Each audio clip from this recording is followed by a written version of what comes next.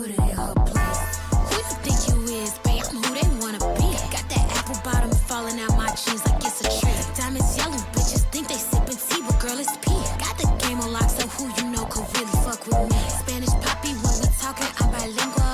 Don't worry about them other niggas, babe, I'm single. All these bitches wanna copy me like Ginkgo.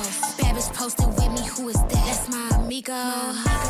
Beat up, got the neighbors in here knocking on the floor. Time to heat up, baby, see her when she walking through the door. If he ain't spend it, she could have him, man, that nigga gotta go. Say that it's up, but they still counting all this money on the floor. We been balling off the course, we be really making plays. She don't really want no beef if she can't say it to my face. Girl, that man was never mine, I just was going through her face. So please control your hoe before I put it in her place.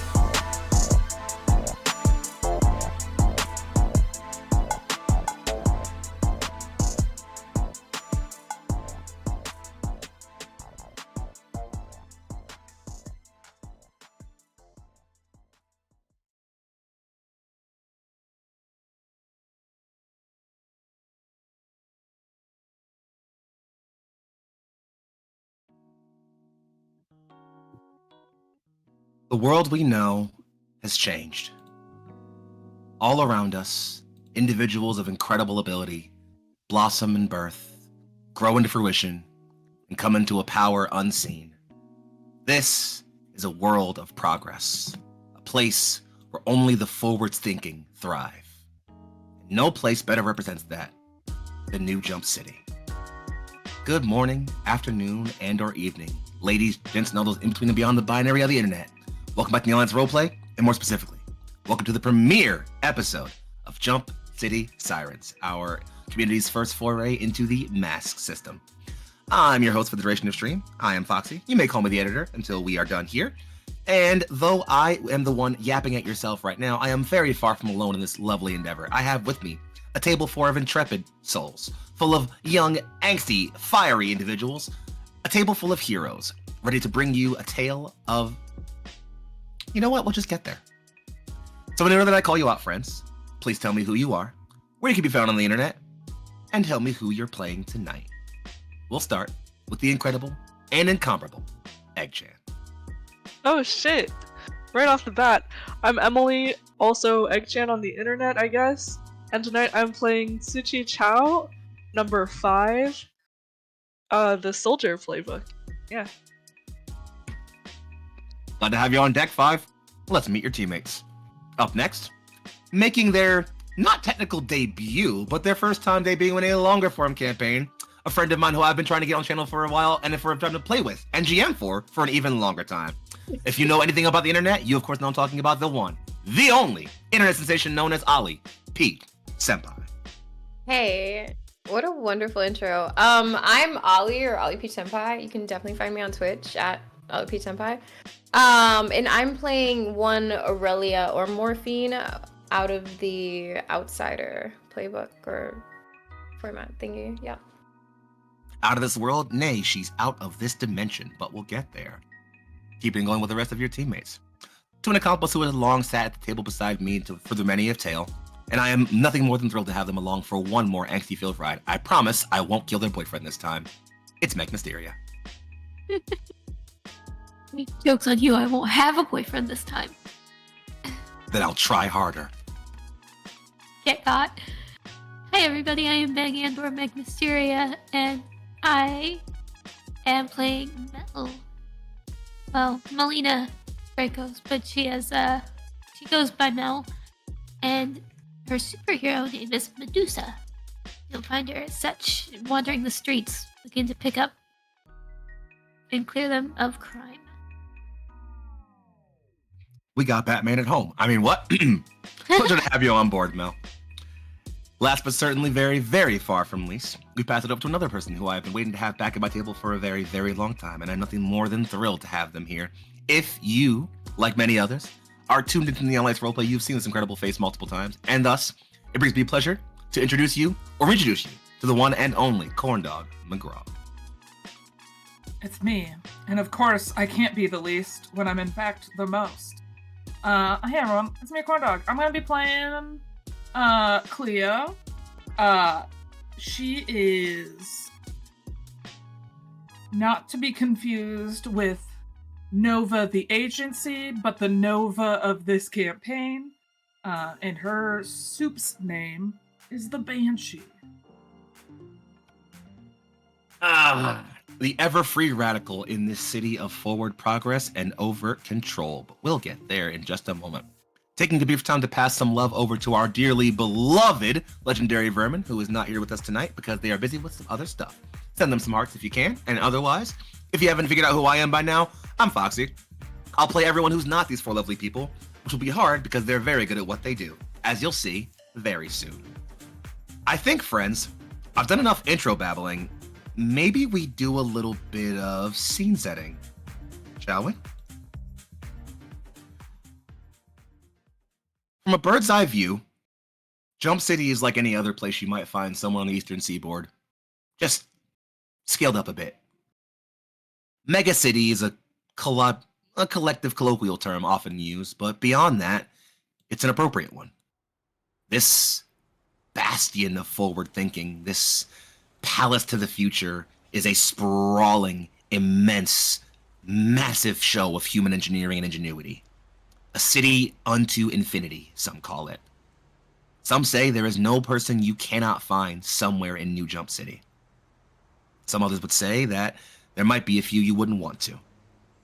Nonetheless, as we zoom past this incredibly wide scape, this concrete jungle of skyscrapers, tinted windows, gray concrete, and vibrant people, we settle ourselves in on what appears to be a bit of bedlam. An oblong building, brutalist in shape, mostly square and bent here with large wide windows tinted so dark you can't easily see inside of it, if not for the fire. There is a large, brilliant orange flame burning on the inside of this structure here, and as people flee left and right, explosions rock the ground and the area becomes a scene of general chaos. Our camera, in its omnipresent view, slides through this and sees three individuals, tall and strong.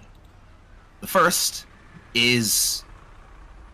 well, human is the best kind of word you can give for someone, but given their stature, standing a solid 8, 9, if not more feet high above the flame, this brick of muscle and metal looks about with bright red eyes, glinting in electronic light as they look left and right at individuals fleeing.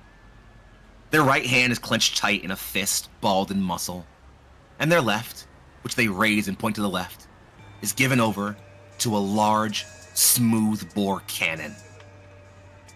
Are we fucking done here already?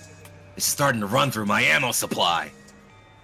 A shot cannons out of that, cannon, and explodes supply door off to the side, exposing several large structures and crates, each of them marked with a single symbol, a bright red arrow pointing up over the world below it, and over that arrow, 4 letters are written. N-O-V-A. This villainous figure stands forward in front of their other 2 comrades, clicks their arm back as the smoothbore cannon that makes up their left arm reloads, aims another shot at another wall, and before they fire, something, or should I say someone, interrupts them. Heroes, which of you do you think that is?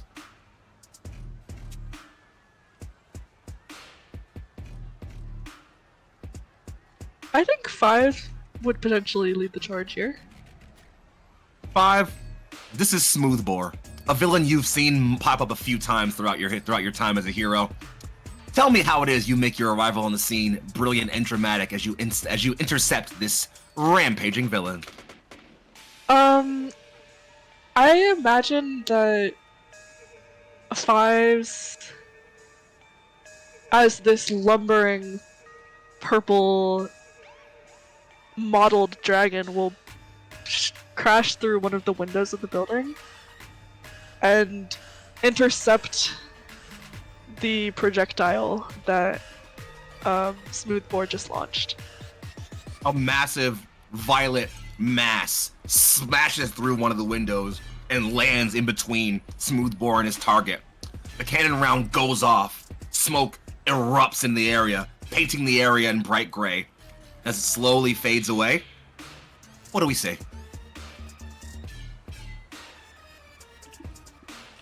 Is that a question to me, or is that a passing it off to someone else? It's you. Sorry. I think because of the strength of their dragon skills, they'll basically catch the cannon ammo and throw it on the ground like, fuck you. Absolutely. Why don't you describe what 5 looks like while doing this? Yeah. So I think they've been pushed back by the impact of the cannon. So there will be these skid marks where their giant clawed feet have dragged through the floor. And they're this mottled purple beast with long horns. And probably, a pretty long tail as well. As the camera kind of follows up from these armored, scaled legs to the swishing tail to the bulky structure to the face, the horns, the purple. The camera freezes, a nameplate slides by. Zichi Shao, number 5, the soldier. You arrive on scene, hero, and immediately have to jump to the side as another figure seems to intercept you. They are also throwing projectiles at you, 5. You have to kind of bristle them aside. These aren't, however, cannon rounds. They are magical bursts of energy that are seemingly flung at high speed. You see them next. And as you're kind of trying to track all these rounds, you recognize you're better off just backing off, as this villain is moving way too fast. A blur shifts left to right, flinging out these magical energy blasts as fast as they can. And as you are just about to be overwhelmed, 5, someone comes in and intercepts and adds to this fray. Heroes, which of you do you think that is? Take it away. I think. How do you intervene on the scene here and stop this super speeding magic user? I don't think Aurelia is directly engaging in a threat at this point in time. I think Aurelia is just walking out because she saw 5 go out, and she is assessing the situation and how to best end this. So, I imagine we kind of get a bit of a camera peel back from this engagement happening between these two and see someone kind of floating gently above the battlefield, kind of observing everything, keeping an eye on things. Describe what this person looks like and how they appear as the camera follows them observing the battlefield. Aurelia is definitely floating very elegantly, gracefully, if you will, with her long white hair and her quite fashionable white outfits that match her beautiful hair and her glowing gold eyes while she's assessing the threats that are happening. As the camera pans over this flowing image of oleander beauty, it briefly freezes, and as the camera pauses, a nameplate slides across the top left of the screen. Aurelia, Morphine, Origin, 3 question marks. The Outsider. Yeah. Aurelia, you observe this second hero, a speedster that you think you've heard the name Bullet Time ushered around them once or twice, zip around 5 and seemingly mostly focus on avoiding these powerful swings from your large dragon-like companion. And as 5 leaps up and smashes down to the ground where Bullet Time used to be, the third hero, or the third villain, I should say, who was among these two, comes up, jumping over Smoothbore's shoulders. Pardon me, big guy. And kind of comes up on sort of like elongated Chiropterian wings, flapping wide and immediately leaping up to engage you. Don't think you can avoid this, beautiful. And she flares bat-like fangs at you and brings up claws to start swiping at you left and right. This is Shriek, another villain you've seen once or twice. And while it's normally easy to avoid fights and stand by and observe, a flying opponent is a challenge you've not super gotten used to, and so you find yourself stepping back off, and between avoiding Shriek's attacks and Smoothbore's cannon rounds as he's now noticed you and is putting off shots at you, a round goes through and smashes a pillar. You avoided Aurelia perfectly as you and Shriek keep twirling through the air, but a large chunk of this building begins to descend, and as there are people running and dashing their way, the camera cuts and shows this large chunk of stone dropping on them rapidly, surely with panic abound. Until someone intervenes. Why don't you tell me which of you values the heroes? Meg, I'm gonna be a brat and ask to go last. Okay. King Foxy, real quick. No problem. So, I imagine we are mostly, again, seeing, to set the scene currently, we have 3 villains. Smoothbore, Bullet Time, and Shriek. 3 random villains you've all seen before, but not generally fully aware of what their objectives are. Inside what appears to be a bit of a Nova strong point. We'll talk about more what Nova is in just a minute. But they are clearly here to cause chaos, breaking open buildings and ripping apart structures. And while Shriek and Bullet Time are mostly engaged with 5 and Aurelia, Smoothbore is staying on the ground, 1, because he can't fly, and 2, because he has the giant fucking cannon arm, and it's just blasting off rounds where he can, stepping backwards and making space to move towards that open wall where he's opened up that those rows of containers. Did I buy you enough time yet? I was asking you a question in DMs. Oh, whoops, I'm so sorry. I didn't notice.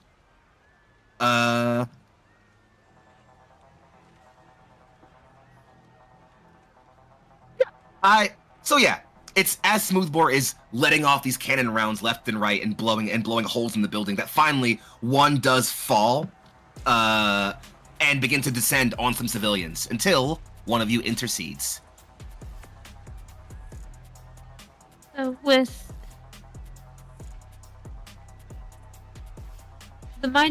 with the sight of people being in the way of this pillar, you said that there was a threat of some civilians, right? Mm-hmm. There's a rubble falling on their heads. So there is not much thought as to what she could do, but she knows that she's got to do something, and Elle just runs it.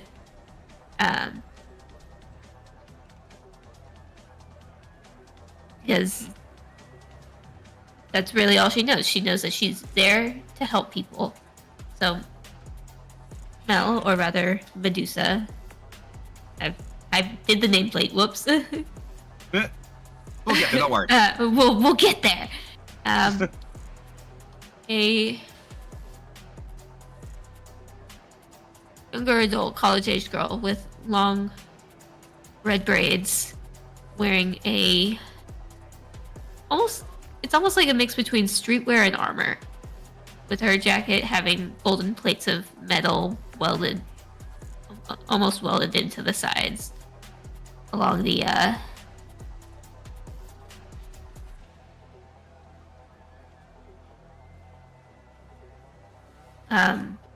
attached to the sides of the arms, and like a chest plate and such, giving it a very like Grecian armor style.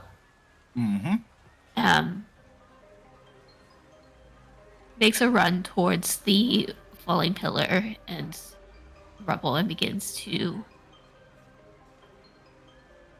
as quickly as possible, start pulling people out of the path. Yeah, I imagine. Sorry, go ahead, please. And if in the path herself, there's an automatic defense to that, and that's putting both hands up. But that is her first and foremost thought, is saving civilians. So. Mel, you leap into the fray and are able to push one person out of the way, grab another, and throw them. As the boulder descends rapidly on you and a third person, you throw both hands up, hoping to avoid the incoming collapse of metal. And I believe there's maybe a brief, perhaps flicker of either fear or concern in your eyes. And why don't you tell me what happens?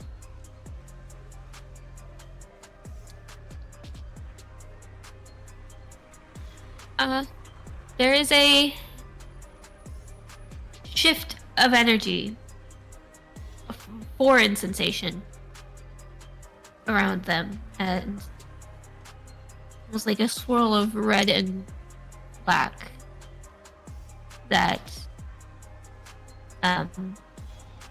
appears, and the force of it pushes back on this boulder of rubble. The boulder shatters to one side or another, and Mel and the civilians stand there, for some miraculous reason, seemingly completely untouched. The camera freezes, and we see a nameplate slide across the top of the screen. Milena Dracos, hero name Medusa, the Beacon. No time to waste, Medusa. You immediately have to keep dodging and flipping away as more cannon rounds come at you, blasting from Smoothbore's large cannon arm. As you begin flipping and jumping expertly away, we find our three heroes each all tied up with their respective, baddies to fight. Smoothbore, however, while he's firing, is still backing up towards that, row of crates marked with the Nova symbol. And as he turns and finally realizes, jackpot, something stops him before he's able to grab that crate. Why doesn't our last hero here tell me how that happens? So I walk up, begrudgingly. I'm mainly just going because Mel might die, and I need to make sure that I'm safe. Oh, because that would be a big bummer. But upon seeing everything happening all around, Cleo, me, just kind of enters the minds of all the villains. And they just hear, "Oh my god, stop it." And she tries to command them to stop doing this bullshit. There is a moment where the hand freezes as ghostly whispers pass through Smoothbore's ears and into his brain. His hand freezes, a noticeable twitch on his face. The camera swings around invisibly to show the individual who is seemingly locking him in this mental stranglehold for a while. What do they look like? So Mel's a tall, big lady. She is, kind of got like a punk grunge vibe going on. She's got beautiful curly hair. If you've ever seen Lord, or if you have a white friend who has told you about Lord at some point, she has beautiful curly hair. I want to say similar to Elise, but a little bit bigger, thicker, wider curls going through it. So it's just kind of all blowing in the breeze. She barely looks like she tried to get out of bed and put on different clothes. Like, you could could they be pajamas still? Could they be street clothes? Who knows? We don't know. She does not want to be here, but she really likes the people who are here, so she's vibing.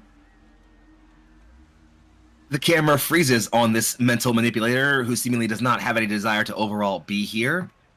And a nameplate slides over the top of the screen. Cleo, scratched out. Cleo, hero name the Banshee, the Nova. And with that, for at least what stands to be, you are able to kind of shove Smoothbore back with a mental force, and he pushes away from you. Has to shake away and kind of clear the mental hesitation you put over him. And while he doesn't seem able to go and jump back for the crates, he instead just kind of trains that cannon arm on you. And as you kind of stand there, Cleo, focusing, Aurelia swoops in just behind you, kind of still hovering in the air. 5 lands from a powerful jump just next to you. Mel backflips and curtsies over to the side and lands next to you as well. And we see our 4 heroes arraigned in their first organized hero shot. So, friends, it sounds like we are about to be entering combat as a team, huh? Indeed. Oh no. So, we'll make this really, really simple. Normally, we check for a couple conditions as far as do you guys gain certain team points and things like that. I'm gonna have us do that a little bit later for a different thing, so don't worry about it for right now. For now, let's just kind of zoom in on the action. Friends, there are 3... Actually, you know what? Let's let you 4 interact for a bit. So the 4 of you zip into action, hero pose for a brief bit, nice camera shot, title screen, Jump City Sirens, written by Foxy. We come back to you 4. And as you 4 stand here assembled, Did you all call each other to get here? Is this a sudden random meetup? Freely RP for a minute while you guys face off against these 3 villains. Thanks for the backup, guys. I know this is kind of last minute. Last minute? Last minute? Last minute was 3 hours ago! Why is this happening? What? Well, I let you guys know as soon as I got the notification from my boss, but... Why aren't they better at their jobs? Sorry, I don't know it's know. not you. I'm just, ugh. Maybe I can come up with some actionable feedback for them, so that they'll let us know further in advance next time. I think All right. it would be. Number 1, period. Do, period, better. Period. Well, maybe we can talk about actionable after this fight. I think our focus is better set on the incoming battle or the ongoing battle rather than the bureaucracy behind it.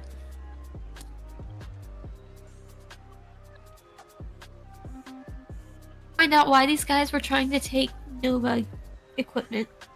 Whatever is in the boxes. Oh, what's in the box? GIF pops up in chat. You find your musing interrupted by a sharp sort of slicing sound as Shriek cuts through the ground, almost cuts a large swath into the ground with her sort of like bladed heel toe. Redhead's got a point. You all ain't got time to talk. I think,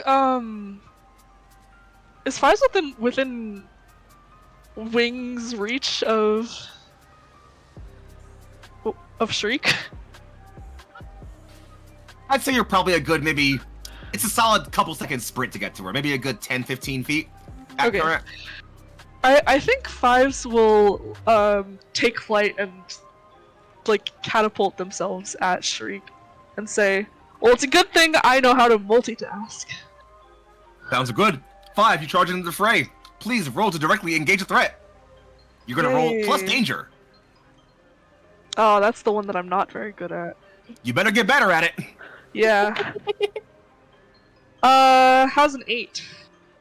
On a 7 to 9, pick one from the list. You can resist or avoid their blows, take something from them, create an opportunity for your allies, or impress, surprise, or frighten the opposition.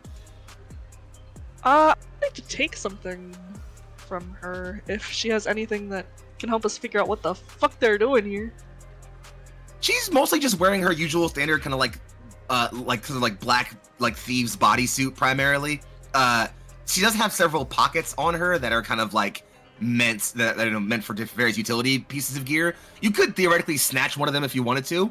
I'd also say if you wanted to take something from them, you could take, for lack of a better term, the initiative. You know, you can already tell that they are definitely focused on that, you know, that boxes that Smoothboard was going for. You could kind of push her away from those, you know, put yourself between them and her so she can't easily get to them. Okay. I'll do that then. All right. Strategically as- position. As you move in and you smash into Shriek, she is much smaller than you, and frame kind of gets like shoved back and has to whip around you and kind of kick you away. As you two begin to trade attacks, please roll to take a powerful blow. You're gonna roll 2d6 plus conditions you have. I still have conditions from last time, I think. You should get rid of those then. Oh, okay. Enough time's passed. Cool. So that's just 2d6 flat. Oh, that's not so good. A 3. Funnily enough, with take a powerful blow, you actually want to roll low on this one. Oh, okay. On a miss, Nice. you stand strong, mark potential as normal, and say how you weather the blow.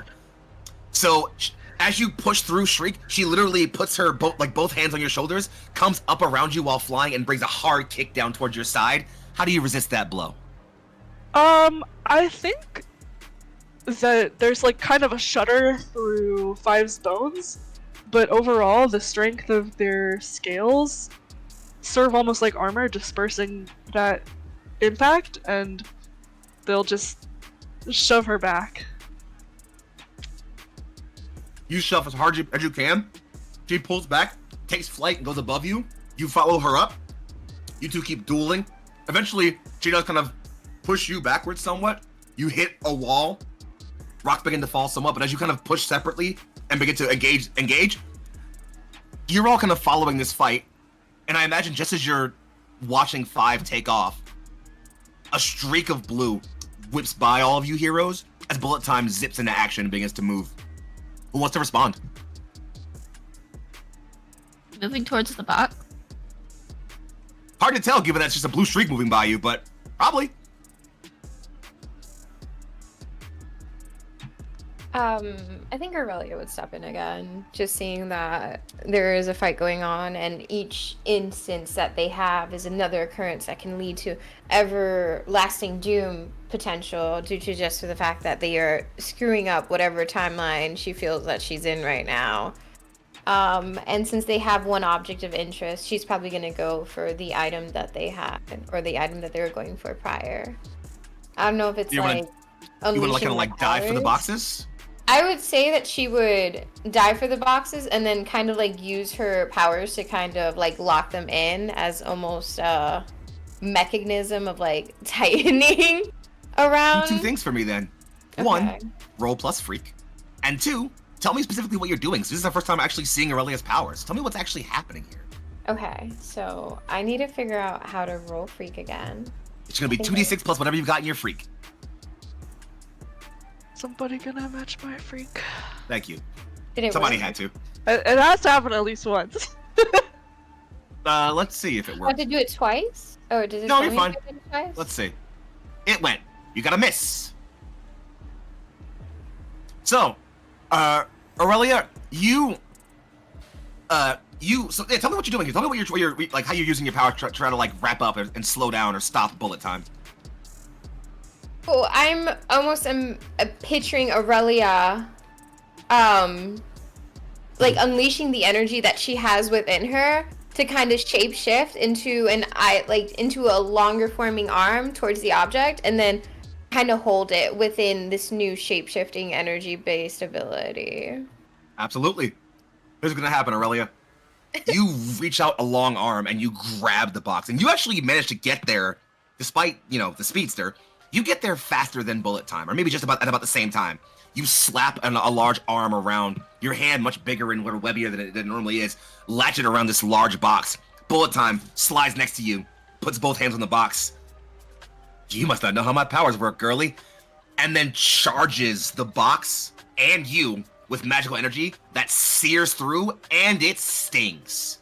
You have to kind of slide your hand back from that pain. Please roll to take a powerful blow. You're gonna roll 2d6. No conditions you need to worry about those. You don't have any conditions, so just roll 2d6 for me. Okay, so again.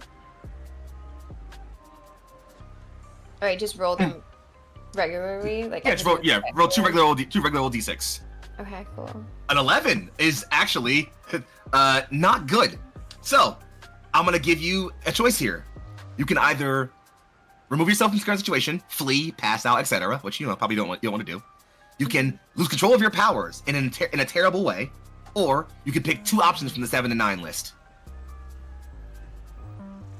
2 options from the 7 to 9 list. You want me to read those out for you? It's you lash out verbally, provoke a teammate to a foolhardy action, or take advantage of your influence to inflict a condition. You give ground, your opposition gets an opportunity. You struggle past the pain. Mark 2 conditions. I'm gonna say I give ground. I think Aurelia, just like shocked by the fact that something can actually hurt her. She's gonna like push back and just be taking with the moment, surprised that there's such an effect that anyone can have on her. Absolutely. You want to pick one more?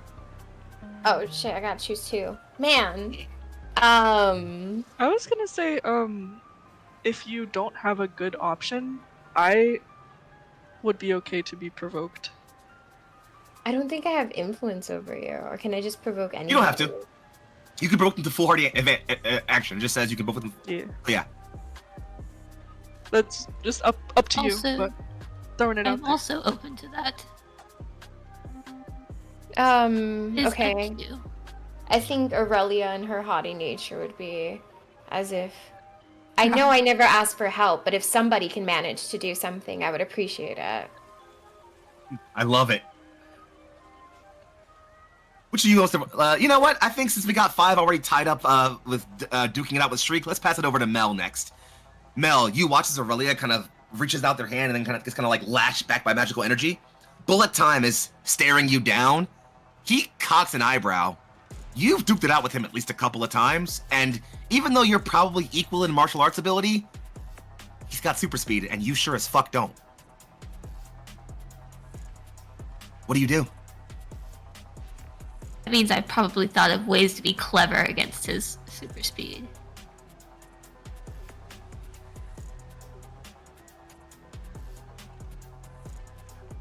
I think if you will, and I think you definitely have thought about ways to be clever about it, but I think there's also the idea that, like, up to you entirely, obviously, so let me know if this sparks joy or not, but I think at least a few of the times you two have clashed, it's gone worse for wear for you.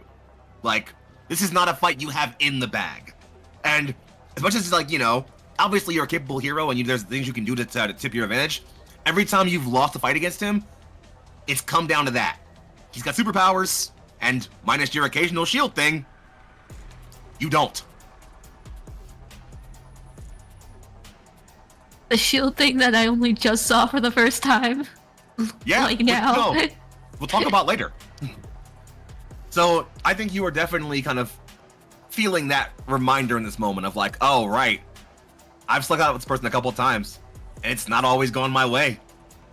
Regardless, tell me what you do.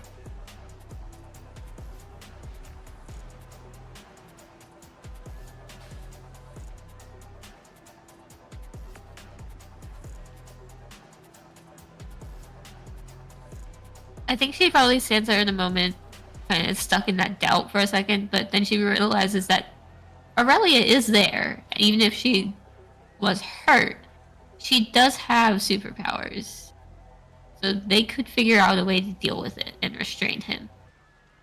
Because... And if not, I mean, we could fall back to maybe getting Cleo's help, but Cleo is probably gonna have to face Strongman in a second here. Sorry, I'm being provoked. I have to go deal with a thing, Cleo. That's not in character, but it is essentially what is happening. Well, rise to the provocation then, dear hero.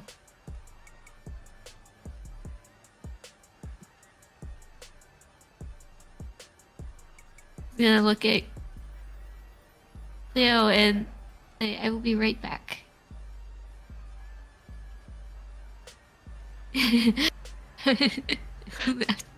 Leaving poor Cleo alone. And is gonna run towards the box.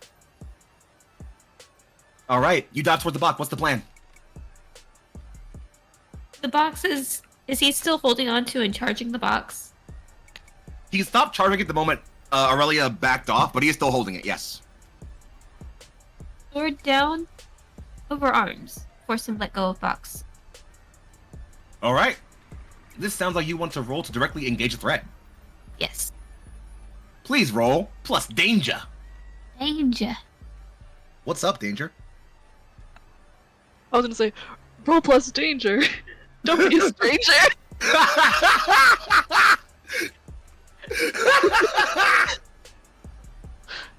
That's a miss. On a miss, mark potential. And I am going to have you take a powerful blow. So please, much like everybody else here, roll 2d10, or sorry, 2d6, excuse me.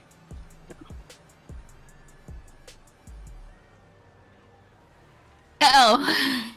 What you got for me? Oh no! So, let's go through what actually happens first, and then we'll talk about the other things. How that are could you happening give here. me your bad luck? How could you? Sorry? Not you. Is it me? Is it you? Like, somebody's gotta have it. So, What if we Carrie just is deleted that carrying. first one, and we just said it was the 11 that came through. Yeah. Caring is caring. Easy. Frick. Well, I mean, funnily enough, it's actually the it's the 11 is the thing you don't want to carry through. You really want that 6 when it comes to the powerful blow. Can we just switch them? Oh, for the it'll be powerful fine. blow. I like you a lot, not that much, unfortunately. Don't worry, Oh, that's we fine. feel forward in this game. So here's how this goes. This is how this goes down. Actually, this works perfectly. Mel, you hear Aurelia saying like, "I don't ask for help, but if one of you could do something useful," and to you, I imagine that hits a little bit harder at home because, well, we'll talk about it later. Yeah. So I think almost rising to that challenge, you leap into action and you kind of dive at bullet time. You come up with several series of low sweeping kicks and swipes at him, and eventually it starts off kind of like ducking and diving, but eventually as he kind of gains his focus over you, he doesn't actually dodge your kicks. He just judders to the left and right slightly every time you swing at him, like he's just toying with you. Just, you're slowing down, girly. And offers a hard kick that sends you flying backwards. And so now we get to pick our things here. You can either remove yourself from the situation, pass out, flee, or whatever. You can lose control of your powers in a terrible way, or you can just choose 2 options from the 7 to 9 list. The 7 to 9 list is as follows: you lash out verbally, provoke a teammate to foolhardy action, or take advantage of an influence of the division. You give ground, your opposition gets an opportunity. You struggle past the pain, mark 2 conditions. Question. Yes, Is there a possibility I could defend this in any capacity? absolutely. I allow that. Okay. Yeah. Please roll plus savior. Plus savior. Don't got a good savior roll, so let's hope. 9. I think I hit. Yes, actually, with a 9. So yeah. Oh, actually, okay. So Meg, while you figure out your options for you to take a powerful blow, this is actually perfect. Actually, so yeah. So actually, you know what? Because Ollie is interceding here, you're fine. Don't take a powerful blow. Instead, here's what's gonna happen here. Just to make sure I got this all lined up in my head. A powerful kick sends Medusa flying backwards, end over end. Aurelia, you have to almost stretch yourself to kind of create a bit of a cushion for her to not smash into a wall and probably break something pretty important. And so as she kind of lands, you fix her with a bit of a look for a moment. Mel, you're fine. You're unhurt. You're not really feeling too messed up there. I'm gonna need you to mark the angry condition, though. Actually, you know what? I'll give you a choice. You can either mark angry, guilty, or hopeless.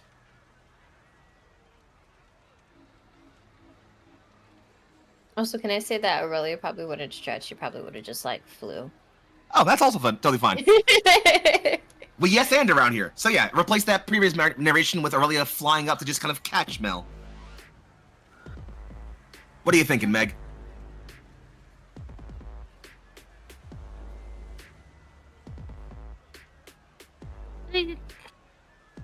Guilty. Please mark guilty.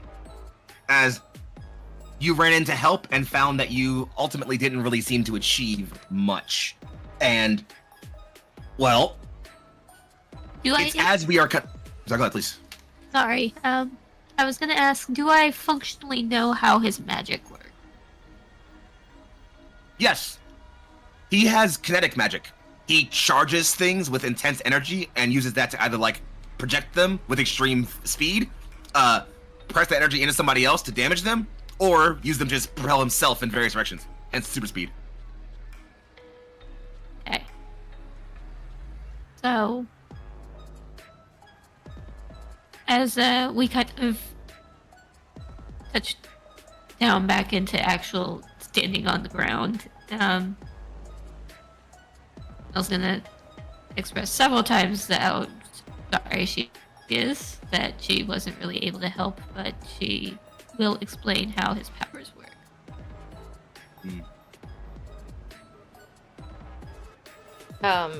I'm guessing to Aurelia. Yes, to Aurelia. Okay. I think Aurelia will take it in and say, "You have use. Don't feel bad." Oh. That was really sweet.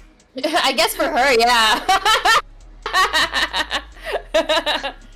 Meanwhile, You have use. You have use. this brief, sweet moment is interrupted immediately by a 120 millimeter cannon shell from Smoothbore's arm, as you two have to separate to avoid being blown to smithereens. That unfortunately blasts open a back wall where you can see there is a safe room, and there are several individuals in either like suits that have a sort of similar Nova symbol on their like upper chest areas, or even a couple of armed guards who are kind of like begin to kind of look like they want to raise weapons but aren't sure how to handle this new threat. Cleo, you are the first person that sees these civilians now be open to the line of fire. Your power set isn't really suited to be saving people, but everybody else is occupied. What do you do?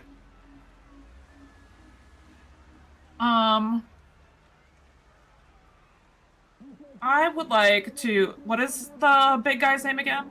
Smoothbore. Smoothbore, right. So he has the gun. So we have to disable the gun. The gun. I'd like to start whispering inside his mind.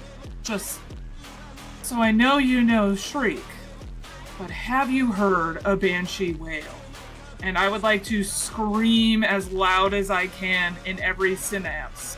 Please roll to unleash your powers. Thank you. How do I do that? You're gonna roll plus freak. Freak! Is somebody gonna match my freak? Let's hope. Is somebody gonna surpass your freak? Not likely. I'm freaky. So roll plus freak. Here we go. Around all of Earth and Heaven, I alone am the freaky one. I rolled a 12. Holy shit. I'm amazing. Yeah, on a 12, you do it. Cleo, you shriek as loud as you possibly can, and Smoothbore throws his hands up to his head and starts collapsing and yelling. You see every window in the building all around you crack, just blossom with a flower pattern of cracks in a microsecond, and you think, fuck, too far, and you pull in just enough that nothing shatters by this much. Smoothbore is blasted backwards from your mental assault and lands on the ground. Shriek actually has to kind of pull back from 5 and is almost smashed into by him. The two of them hit a wall, and she just, not now, big guy, I don't do first dates.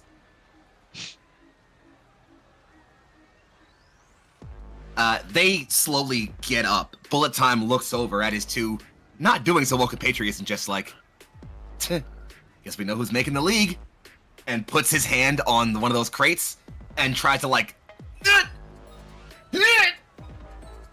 power resistant. Fucking Nova. Thus sets the scene. You have two villains who are regathering and one who looks like they're trying to escape. What do you do, heroes?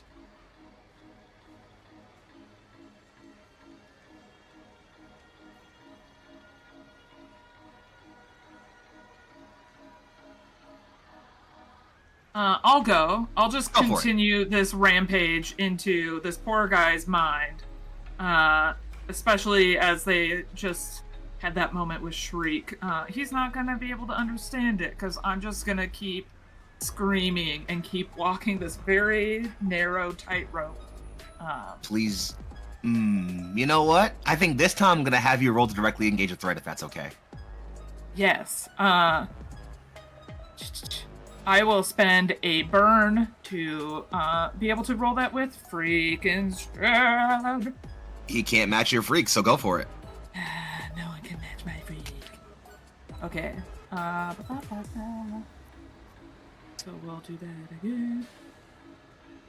I think it's this that I press. I hope so. An 8 for the An 8? reality storm. Uh-oh. All right. So, on a 7 and 9, pick one. You can resist or avoid their blows. Take something from them. Create an opportunity for your allies. Impress, surprise, or frighten the opposition. Is there a way to, like, take their consciousness from them? Consciousness might be a bit intense. You can absolutely take his ability to be coherent right now. That makes me nervous because he has a gun, and we don't want incoherent people to have a gun. So then, if your goal is to kind of put him... now. If you want to put him out of the fight, then I think what you could do, what I'll allow, rather than You know what? Fuck that. Yes, and I will allow you to knock him out if that's what you like. Yeah, that would be wonderful. There is a chance, though, that I would cause unwanted collateral damage, and that's what the GM tells you what it is, and you can expect to not like it. Yup. According to my notes. Absolutely. Banshee, you push again, a loud mental shriek, and this time, fellow heroes, all of you hear it. Certainly nowhere near as intense as Smoothbore does, but a Banshee wail creeps through the back corners of all of your brains for a brief moment as your fellow hero yells and shouts. The force of it literally blows Smoothbore into the wall. Bam! As hard as it possibly can. And all of those cracked windows, the several floors of cracked windows from this lobby building, shatter, and glass begins to hail down on everyone trying to escape. Cleo, you realize, fuck, you went too far. That's what I get for trying to do it. That's what I get. This is why we don't go out of the house. So, looking at your friend and the immense collateral they just caused all around you, and the civilians who now have glass raining down on them, what do you do, friends? There's also Bullet Time, who has a crate and is trying to get away with it. Though he hasn't sped away yet. Ooh. I might go unless someone else would like. Go ahead. I think a lot. This year. I think 5 will pivot from where Shriek and Smoothbore like flew into the wall, and like within like midair will turn and try to fly over the people who are like evacuating to try to like intercept like the glass or like act as like a barrier sort of. Please roll to defend. Roll plus savior. Yeah. What is my savior? 2. So that is a 9. On a 7 and 9, it costs you. Push up danger or escalate the situation. So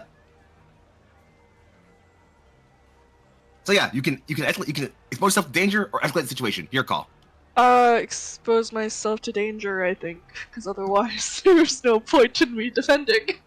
5, you flare your wings as wide as you can and begin flying over people to try to intercept the glass. And while you do, ensure that no one gets hit by this glass. Your wings are one of the only, well, unscaled portions of your body, and so they do absolutely cut and rain into you. I'm gonna go and have you roll one more time to take a powerful blow. Word. That is a 9. On a 7 and 9, choose one. You lash out verbally, provoke a teammate to action, or take advantage of your influence of the condition. You give ground. They get an opportunity. Struggle past the pain. Mark 2 conditions. I will struggle past the pain here. All right, I'm gonna go ahead and say you can pick the conditions that you'd like to mark here. Word. Let me read. I think angry and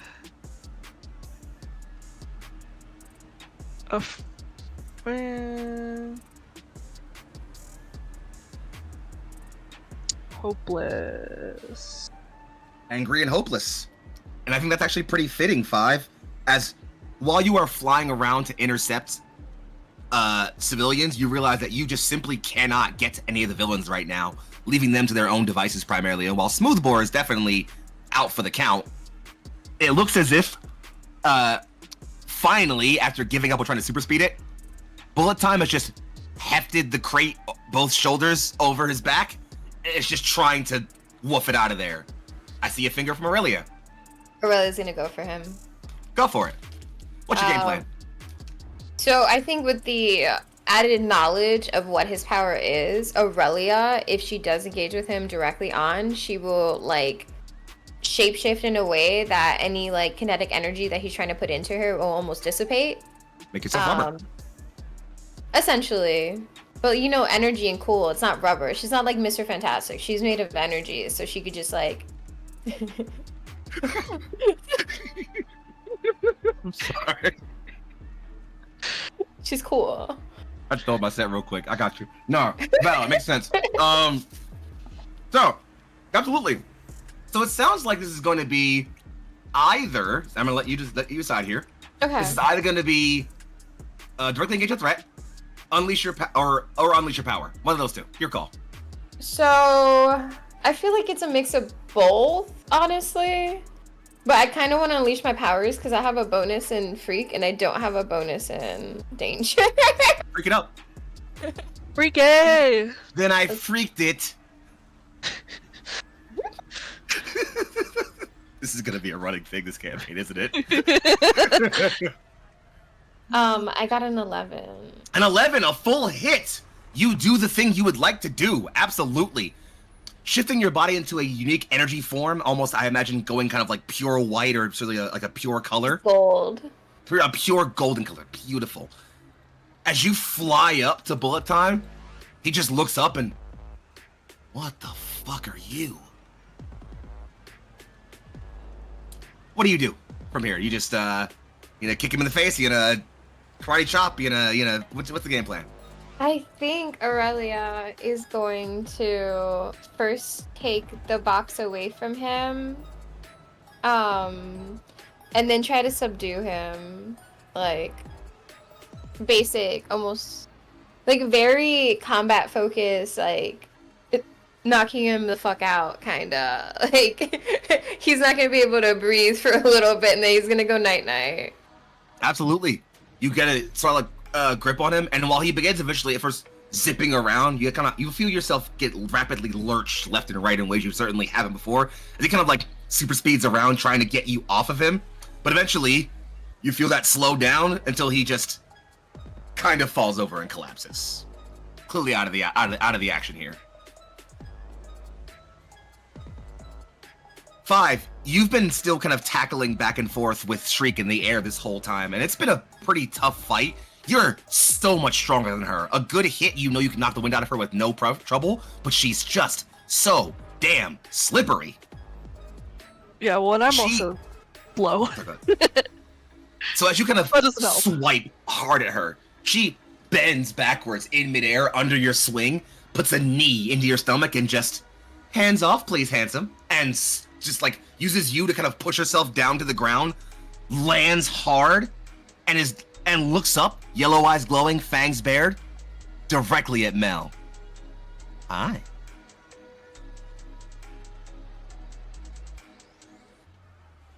Ease herself, and I think you should be dealing with me rather than my friend up there.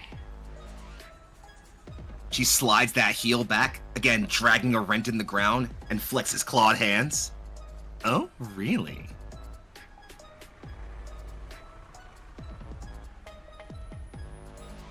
And unless you say anything else. Yeah, she's doing some way more productive work. Well, and she kind of rolls her shoulders some more. Lucky for you, I'm flexible. And unless you say anything else, she's gonna come at you with martial arts kicks and shit. Bring it on, I also got some martial arts kicks and shit. Then why don't you roll to directly engage a threat? And do. Please roll. Plus danger! 11. An 11! Pick 2. You can resist or avoid their blows, take something from them, create opportunity for your allies, or impress, surprise, or frighten the opposition.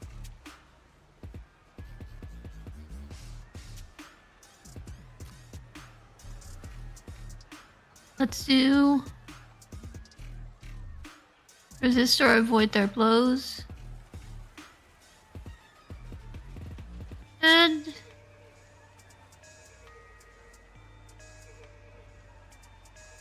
if the opportunity and ability presents themselves, create an opportunity for my allies. Absolutely. So, Just because that's how Mel fights, so. here's what I imagine. There'll be some spark joy for you, friends, because I want to make sure we kind of move through this one with some swiftness.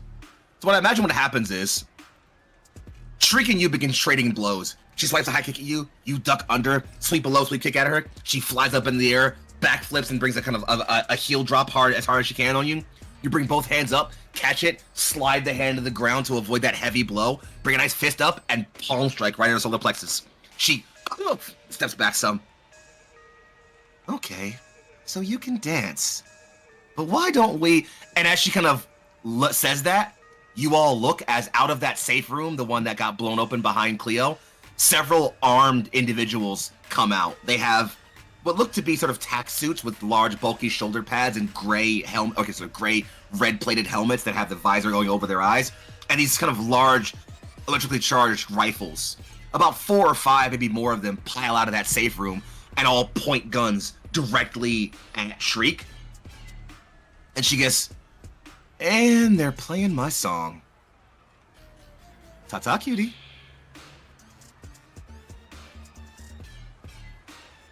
And she reaches into one of her pockets, comes up, blows you a kiss smell, barely even noticing that at the bottom of her feet is a bit of a smoke bomb.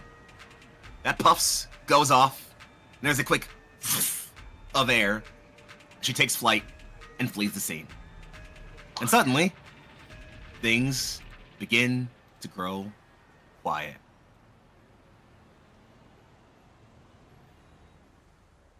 Friends, the 4 of you sit. The flames have rapidly begun to die off, and while civilians are still fleeing and being taken in places, many of them are being rounded up and directed out by these armed individuals.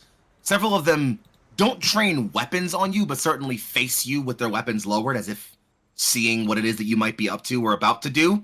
But otherwise, the 4 of you are unperturbed and able to reassemble as a squad. 2 squads of them do go and immediately go and gather up and wrap around, forming cordons around Smoothbore and around Bullet Time, though. And thus, there's you 4. Does it seem like the armed Nova members are like questioning, like, why were you there? They are specifically not saying a word to you. Okay, fair enough.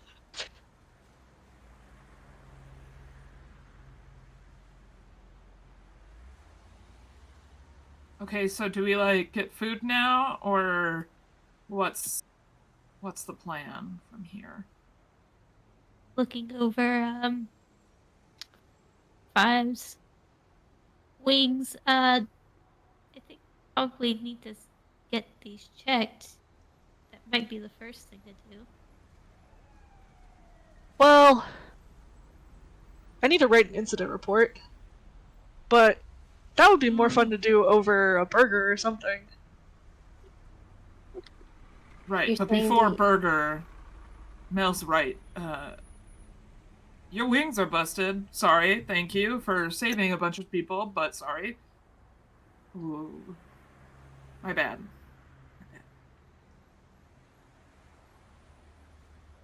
That's fair. Is that going to be a prominent issue for you, Cleo?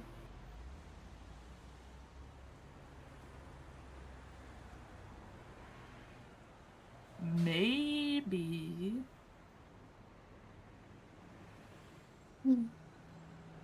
I hope you can get it under control soon. I don't want you to cause more damage than good around here.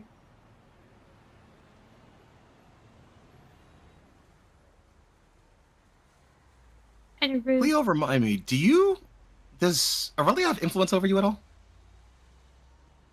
Over I me? think so. Yeah. I think the last time. I don't. do not have Aurelia. Nope. Okay, just checking. I have Hecate and Mel. Yeah, same. But I'm curious. Cleo, how does that moment affect you of Aurelia clearly saying, like, hey, you need to get a handle on that? My first instinct, and I almost said it out loud as well, was she doesn't even go here. Like as a deny response. Cleo knows it's bad. But at the same time, she did knock a guy out. So you'd say you're not particularly affected by that? You're kind of just like, all right, sure, whatever, I'll work on it. I think she's fucked up enough times that she can't let every time phase her. Because I think she has had trauma with it in the past, and now it's more of the mindset of like, I do have to get that under control, but I finally got like a good consequence, like what I wanted to do actually got done, and I need to be proud of it. Noted. Because I think I'll she's leave that fucked there up a for lot, now. and it's not always super successful. It's not every day you roll a 12. I think Yeah. I'll leave that there for now. I want to explain my rationality behind Please. Aurelia's comment. It's not so much that she necessarily like feels like you didn't do well. She's just like been instilled from an early age that cause and effect is such a thing. So even if you think you're doing like minute good, the effects of such, if there are negatives, outweigh any potential of good that you can do. So it's not so much specific towards you, just more of like the greater effect of the world. The butterfly effect is always lasting in her mind. As Aurelia and Cleo are kind of sitting and having this moment between the two of you, kind of figuring things out. 5, you have a bit of a device, a communicator, multi-tool on your wrist as part of your uniform, which it's funny that I think we weren't really able to notice it or speak to it before, but now that you're kind of had a moment out of the action, there's a bit of a curious thing about the outfit uniform 5 is wearing, isn't there? Yes. Yes. I don't know exactly what you're alluding to. Oh, don't worry, it's fine. I got you. Oh, well, I was gonna say I imagine that that fives will press a button on that communicator, which will start their transformation back into human form. Absolutely. And what was obscured by like their wings and just the largeness of their figure becomes a like some tactical pants and boots and a long purple changshan, which is like their typical uniform. Mm-hmm. As you beat that reverse communicator, the one button that is your human transformation stops glowing. Next to it, however, there is still a blue light going that you know represents an incoming communication. You going to thumb it? Yeah. I imagine the camera gets a really cool cut of kind of Fives' finger hovering over the button, and as we kind of see the band of the device, we see a logo written next to those several buttons. It is, of course, a red up-angled arrow with a circled Earth under it. And the words next to it, Nova.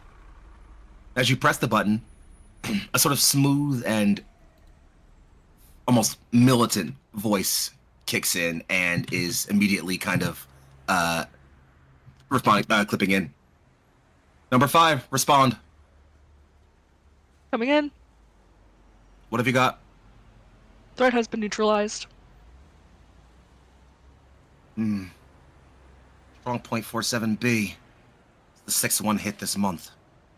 Culprits? Smooth bore, bullet time, and shriek. Small timers. Shriek got away. Small timers. No organization. Motive? Still unclear. One of them mentioned making it into the organization. Could have been an attempt to win the favor of the organization. Interesting. And Shriek escaped with nothing in tow, I hope. Not as far as I'm aware. Good. Survey the area. Have your report ready by this evening. Your performance is serviceable. Thank you, number 5. 5 out. Friends, those things don't have headphones. All of you heard that. All getting our asses roasted. I mean, Serviceable? Well, it was my performance that's serviceable. yeah, I think Aurelia's unaffected by it because I think she's almost rude in the same way. Literally Yes, she is. literally today she told Mel, like, you have use. And that was a compliment. Well, It was just like, I'm booing that. Boo! Serviceable is stupid. I mean, it's a Better positive words. thing. was Make it sure worth you write in the communicating? report how you saved their employees. Was it worth communicating what they were after? What were they after? Just these boxes? Apparently I'm gonna this go kick guy- one of the boxes. 5, you would know that breaks protocol by a lot. Okay. 5 will try to stop you from kicking the box. What is it? It's fragile. You don't know 5, what it is. you'd know this is a Nova strong point. It's basically a way they can distribute their forces and their personnel throughout other parts of the city to be able to be deployed wherever they need to, rather than having to keep everybody at Nova HQ. It's a Nova forward base, basically. It's also where they store everything from equipment for field teams, supplies for soups, and occasionally, if they happen to catch them, anything that isn't dangerous enough to be stored at Nova HQ but needs to be secured and stored somewhere might be stored at a local hardpoint. So this could have been anything from soup gear to advanced tech to some supervillain's magic staff that turns people into ducks. Want That's that a villain one? now, by the way. I'm adding him to the campaign. He's I in there want now. that one. Duck Mage guy is real. I'm adding him to the Love campaign. it! I love ducks. That's Okay. actually Duck the is in the BBE campaign team. now. I think, I know, like, I am curious as a person, but I think Aurelia is just, like, uninterested in the situation. Because anything that she could get out of opening a box could actually, like, cause more harm than good. So she's just gonna, I don't know, chill. Maybe float a bit. You're floating for a while, Aurelia, and I think you have a bit of an interesting moment. Aurelia, where do you stay when you're not heroing? Where do you lay your head on the evenings? Out of curiosity. I think I stay in the Nova provided housing. That's perfect, actually. So you stay at a bit of a, you know, in a for lack of a better term, an apartment block somewhere, actually not too far from the central district of the city, which is, you know, where you find some important buildings. It's where the main campus of Jump City U is. It's where the main district is, where the center courts are. Nova HQ, you know, no big deal. But a few nights ago, you got a visit. Not a visit, actually. A bit of a dossier dropped off at your front door.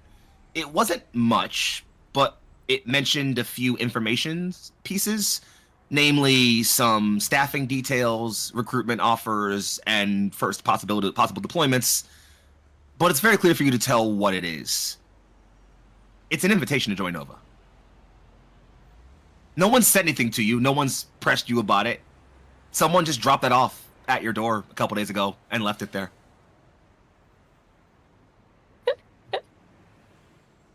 And I think as you're kind of hearing Five's superior check in, I think you're briefly reminded of that. And how does that making you feel right now? I think like Morphine or Aurelia is really in this place. I don't know what to call her, honestly. I think she goes by Aurelia, but other people refer to her as Morphine. Kind of Whatever you like prefer. accepted name. I think she's really in this like strange spot because she feels as if like Nova, I believe, has been promising her a way to return home, or like at least alluding to the fact that they can help her with her goal of returning home. But when she sees their relationship with Five, she knows that she's weighing the risk that would happen. Because it's like, if she is promised a way home, that will solve the situation or the predicament she finds herself in. But she's also understanding that it would put her out there more, and she would be under the jurisdiction of somebody else when it comes to the involvement that she has to have. So I think she's in a very like hard spot in that sense, because everything in her is saying you need to find a way home, but everything that her home taught her says you need to not get involved in anything. Quite the conundrum to find yourself in. Yeah. And I think it's as you are. Actually, you know what? Let's do it this way. You're all kind of processing this. Five, getting your quick check-in from your supervisor. Cleo, having your brief conversation with Aurelia for a moment. Aurelia, thinking of your recruitment flyer you were given. Mel, you're checking in on the damage. There's actually a couple of civilians who are like a bit rattled, who you're kind of checking in on, making sure they're okay. You know, making sure they get where they need to be. Your phone goes off. It's a text.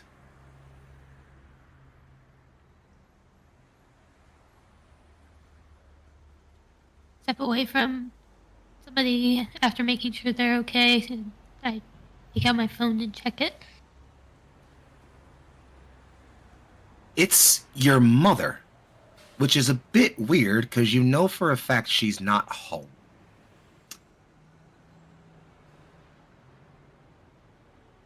Are you reading the text? Yes, reading the text. 3 simple words. Go home. Now.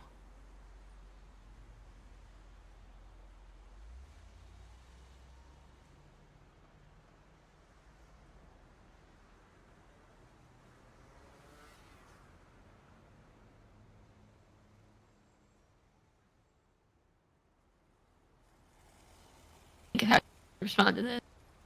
Take your time.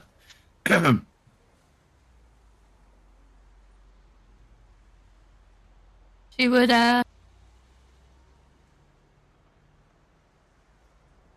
likely respond with why? Question mark. Family meeting. And that response comes very fast.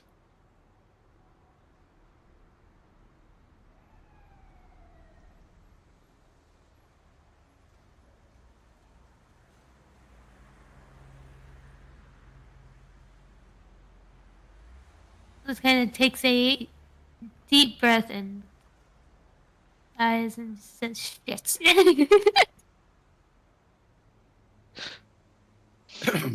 Because those only happen when there's a lecture. Mm-hmm. You look back at the group of civilians who you just kind of helped, and you're far enough away from them that they're not seeing you, but one of them is looking back at you. Not like intently, but is looking at you. He's young. Maybe 10, 11. Smaller, darker skinned boy with a kind of curly, almost blackish blonde hair. Looks at you with wider eyes for a brief moment. Giggles a little. Waves back. And seems like he kind of just shuffles off, takes off running. Notably not with anybody.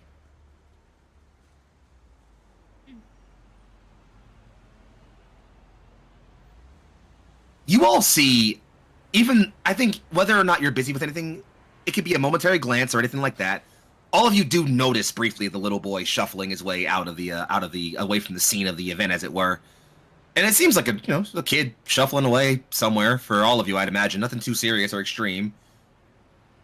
Aurelia, as you're kind of looking and following this kid briefly out of the way, in the mix of people who have now gathered to kind of crowd around the scene and look at the scene of the crime the way humans always do, you see a figure in the kind of front of the crowd, blended in, but for some reason very distinct to your eyes.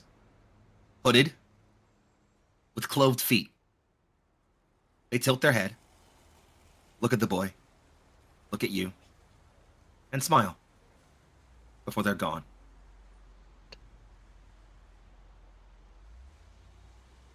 And with that, we'll take a very brief break to give our heroes a moment to recuperate from their fight. Thanks for tuning in for our first half of our episode. Touch not that dial nor that browser. We'll be back for you in just a few minutes. Refuel, defuel as you needed. See you soon. Bro. You thought I'd forget Vol? Like that? I didn't think he was gonna come back like immediately. Is that again? That's the guy who talked to you in the preview episode when he froze time. Oh my god, yes! Fuck! Fuck, okay. I need to look at my notes again. Oh my god, who His is name's this? We're still on though, right? We're Huh? not off. We're not off screen yet, are we? Oh wait, Michelle!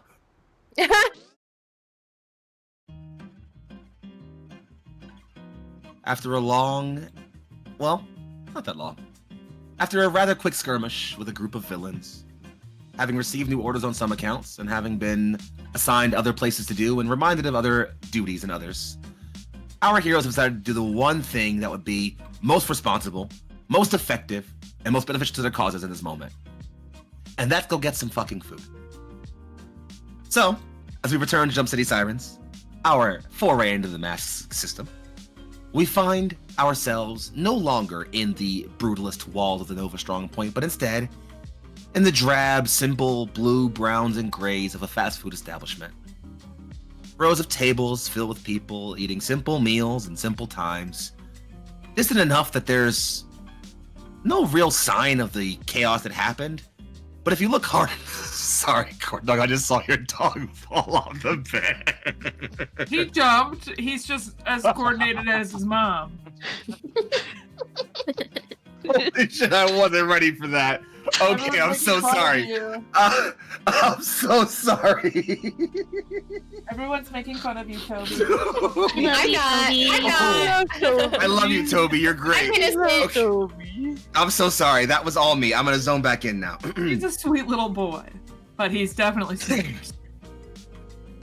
So, while you're far enough away from the chaos that you cannot currently see any sign of the calamity you all fought through, if you look high enough in the horizon, you can still see small wisps of billowing smoke rising from where the fight broke out.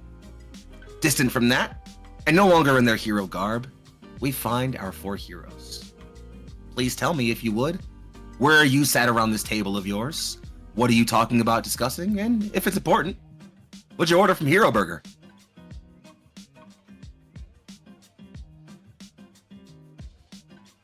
Oh, I didn't do my thing. I'm so sorry. Darlings, as I am so very fond to say, the scene is yours. I imagine that we're at kind of like a booth table, if that suits everyone's fancy. I always like booths better than chairs, personally. If you should have at a chair in a fast food restaurant, you're a psychopath. I'm sorry. Or you're fat. Some of us don't fit in the booths. Okay, Everyone's all right. got You know bad what? That's knees. all right. You know what? I apologize for my lack of body positivity. That's on me. That's on me. That's on me. You know what? We can sit in chairs if we prefer. Exactly. Half booth, half chair.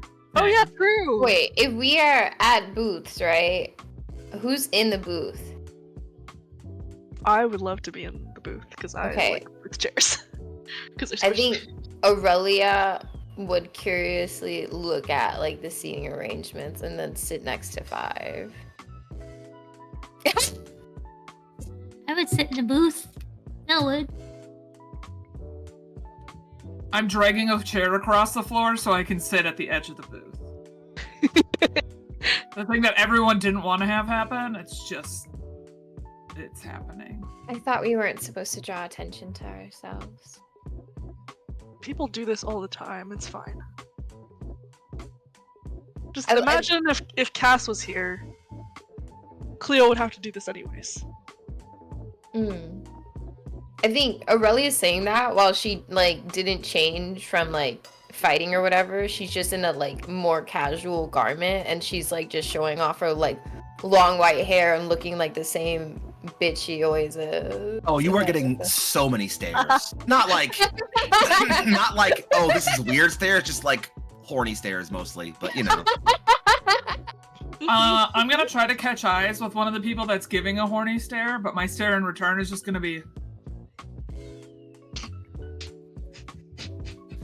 They slowly turn themselves away and continue to walk. Yeah. Just that dead look of, I'm mouth breathing, staring you down, Well. just like your mouth breathing staring at us. Well, Match energy. breathing patterns aside, you four are uninterrupted. You said uninterrupted or are interrupted? Uninterrupted. Okay. Yeah, somebody lay it down. This is me speaking, not Morphine speaking. Aurelia. I got every dessert on the menu if people want to share. There's also some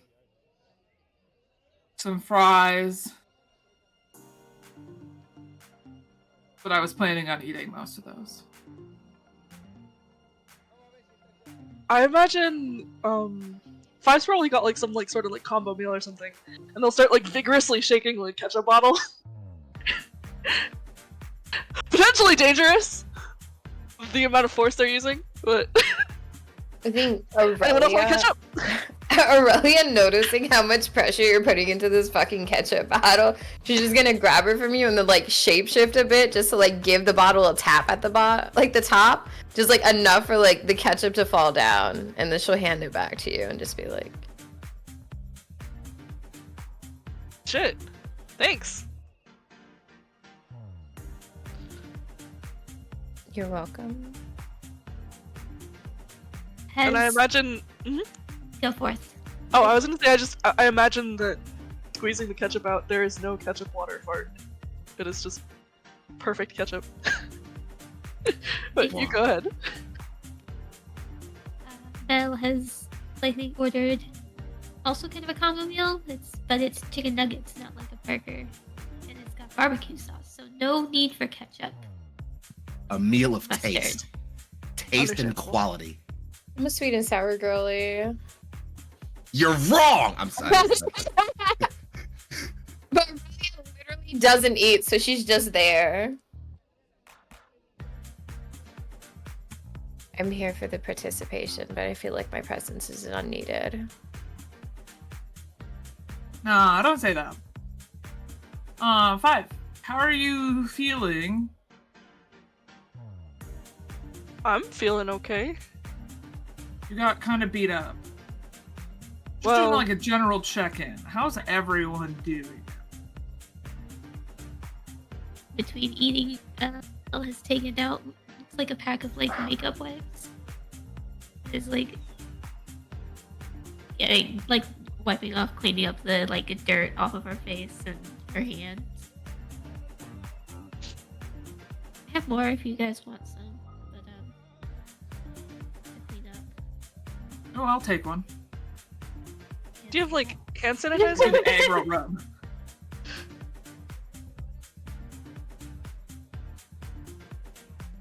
Sorry, Five? Do you have like hand sanitizer? Yes, I do. The Fives will put their hands out for the germy squirts. Derby squirts. Thank you. Okay, I'm sorry. Sorry. I think Morphine's very much just like watching everybody like after the battle, because their only like after battle routine is almost like reshaping themselves, so any damage that was taken before is just like unnoticeable whatsoever. It's unnecessary for them. And not saying that this contributes to their like superiority complex, but just a little.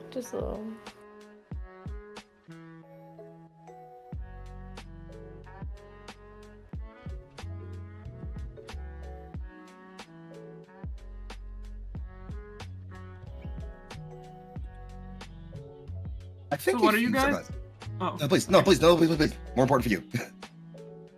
so what are you guys' plans for the rest of today?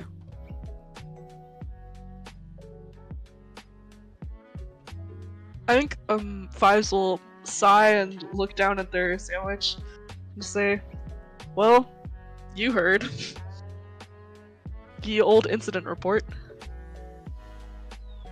Yeah, but that takes like 3 minutes. Why would it take 3 minutes? We fought these 3 people. One of them got away. There was a lot of collateral damage. Well, an assessment All the of stuff's been saved. the collateral that's it. damage, the abilities of our attackers, their potential motive, assessing the skills of each attacker is a paragraph each itself for each of them. And then I have to assess our individual performance.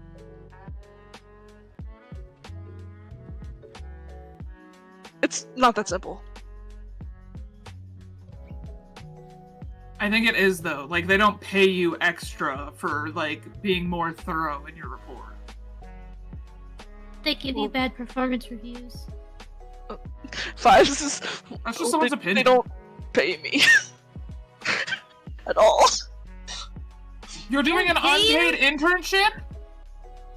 Well, they pay for where I live and my food and stuff. Does that count? I'm in a No. similar situation. Does Fives get an allowance? Would that be getting paid? Like, I don't know.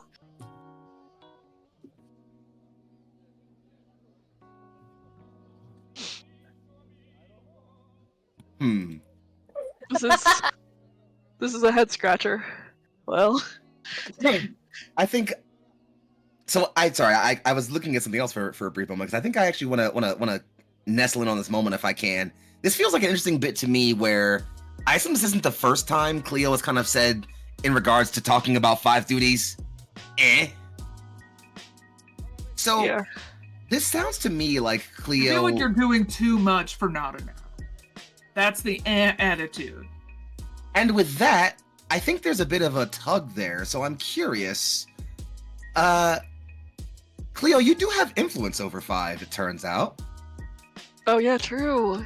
So this sounds to me like you might want to shift Five's labels. I'm gonna say soldier down, mundane up.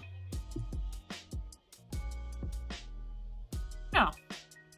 Five, you can either accept that influence, change your labels accordingly, or try to reject it. I would Wait, like to try soldier to. down? I would Savior? like to try Yeah. to reject that. You're down. No, soldier down. It's a unique one that M has for their playbook. Yeah, I have another one because I have. Is you're Wow, you special. Job.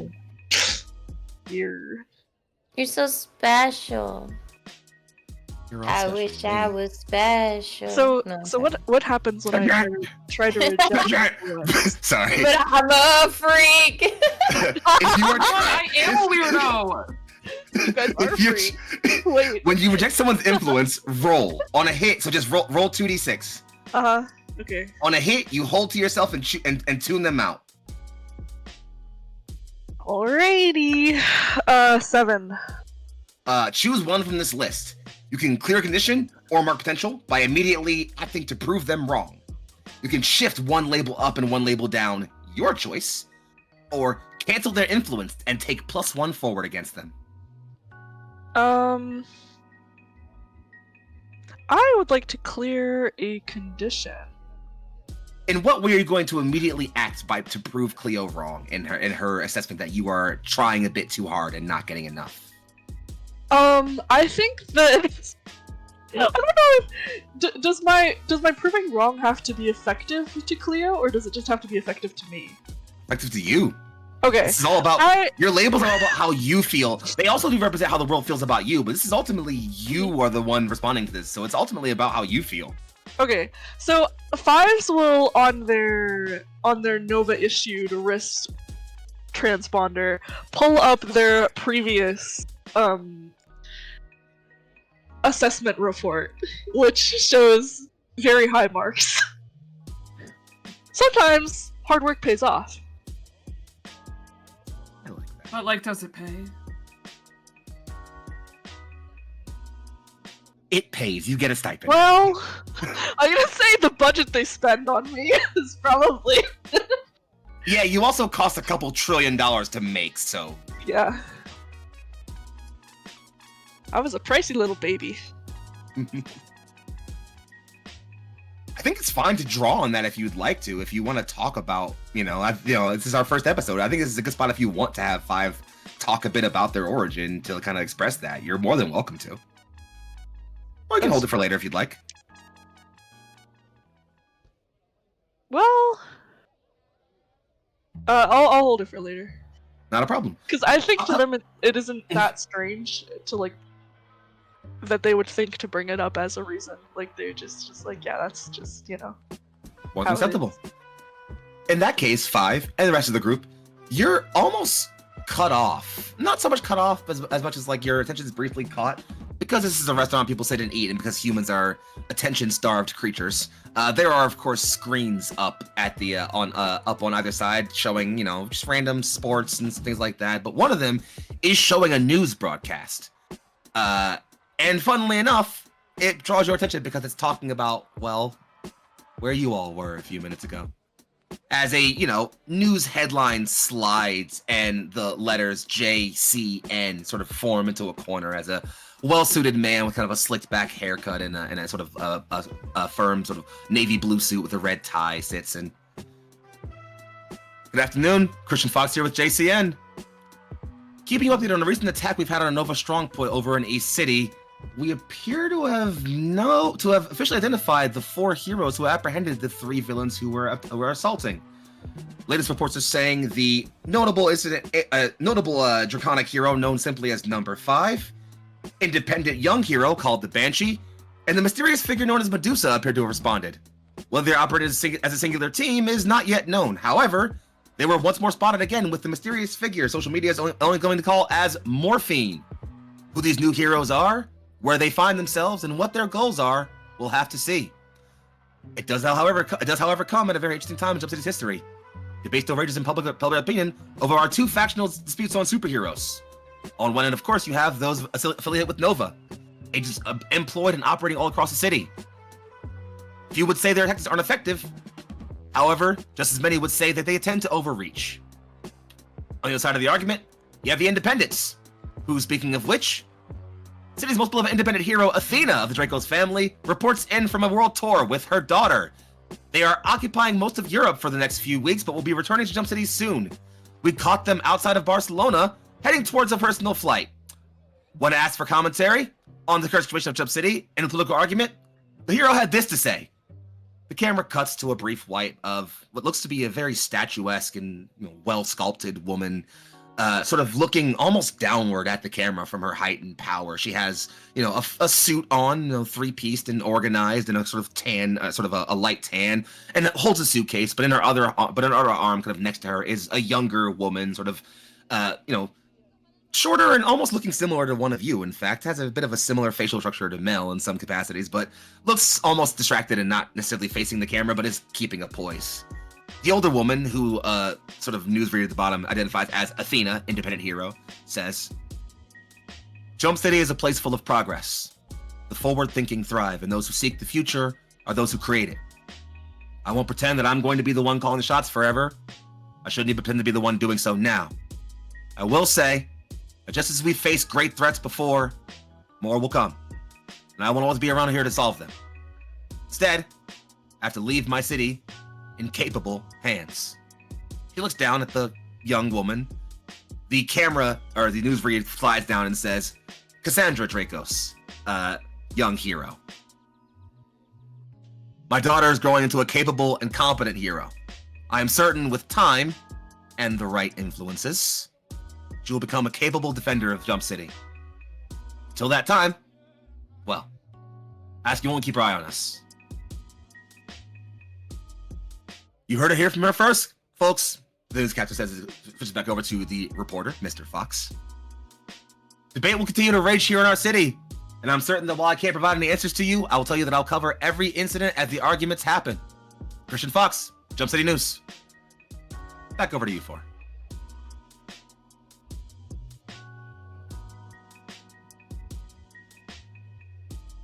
I think 5s will kind of sigh at this debate thing, like, whatever.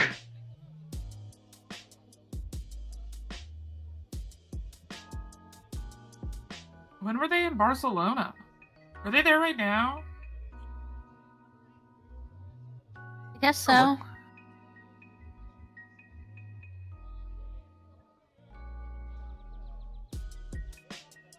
Well, that explains things.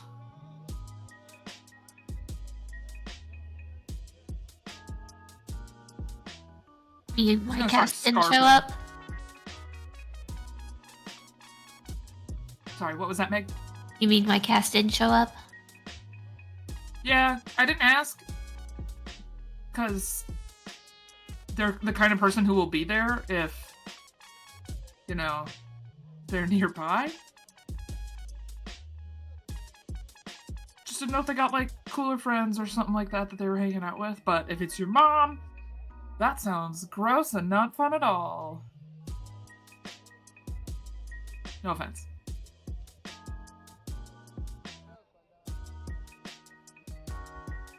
Mom's not really gross. She expects a lot.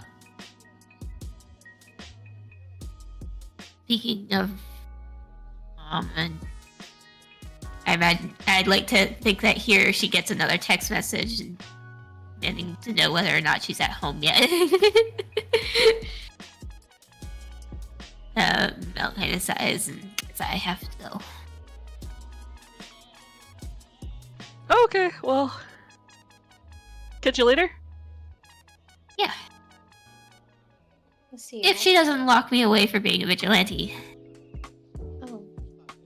Well, then you should use those vigilante skills to break out, right? Yeah. If you need someone to Even- stay, just let me know if she's being. But she's in Barcelona right now. How much can she actually do?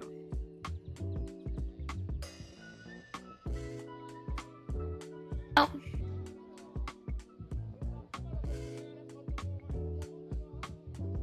See you guys later. Okay. Bye. Farewell. Do you need someone to walk you home? No, I've got it. Okay.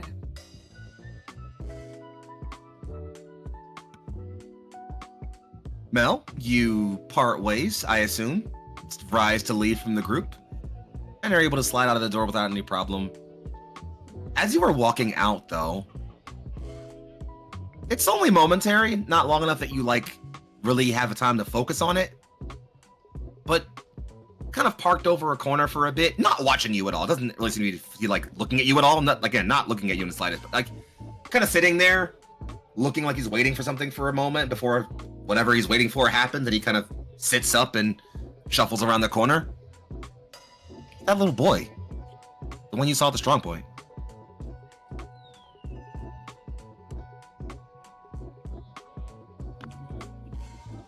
Make a note of that. Kind of a note of where he walked off. Continue on my way home. It just seemed like he cut over a street corner, headed south, actually, towards, southeast corner of the city, as it looks like. But other than that, you are more than free to continue your trip home. And we'll come back to what happens with you at home in just a moment. But before we do that, what's the rest of the gang gonna find themselves getting up to?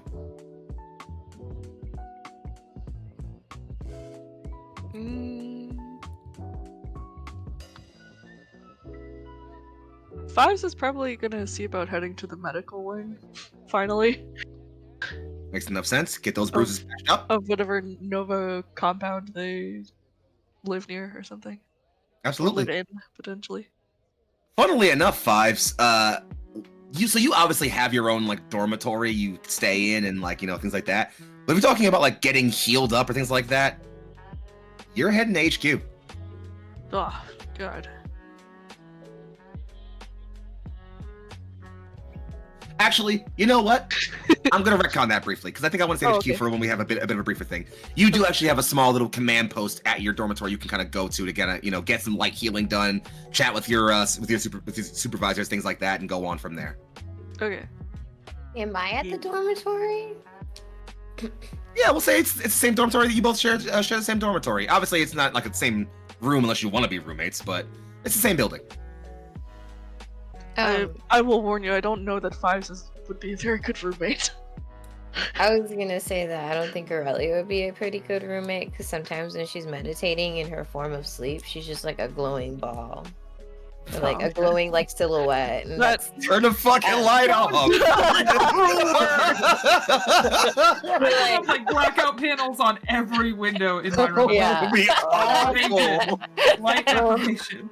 The way I just throw pillows at you. The fuck, God, go! Fuck!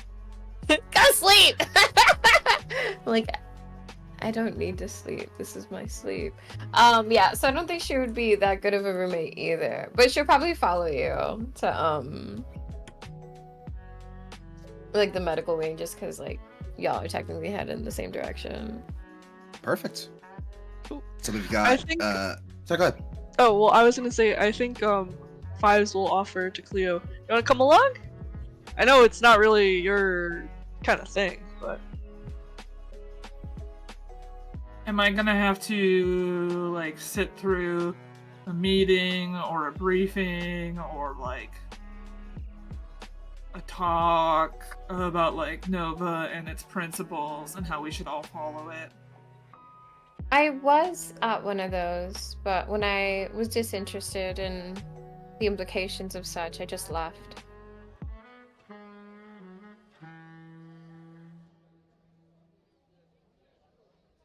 Okay, as long as I don't have to go to any recruitment meeting. No, I mean, apparently they upped their recruitment tactics and they just send it directly to your door now. Oh, did you get mail? Yes, a few days ago.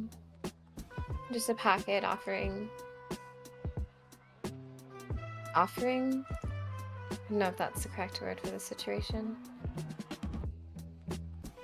But definitely interest on their part in taking me in a way that I don't know is necessarily beneficial or better for the greater good.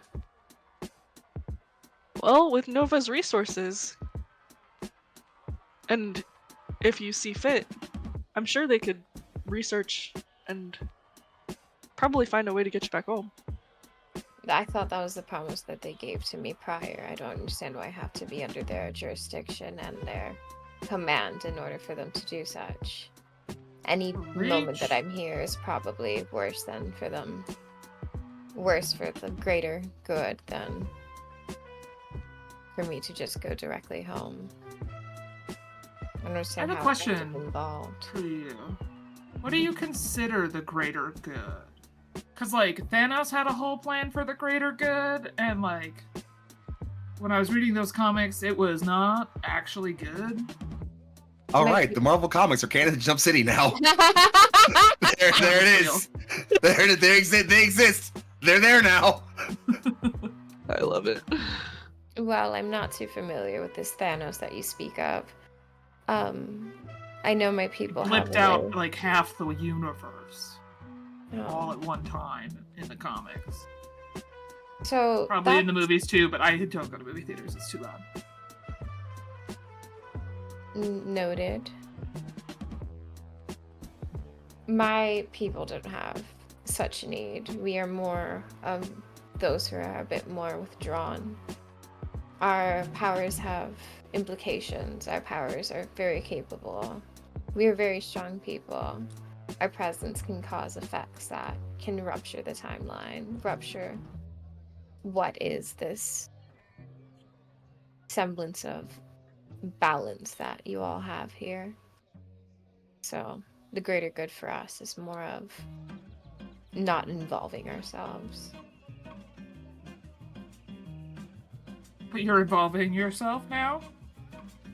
Seems as so.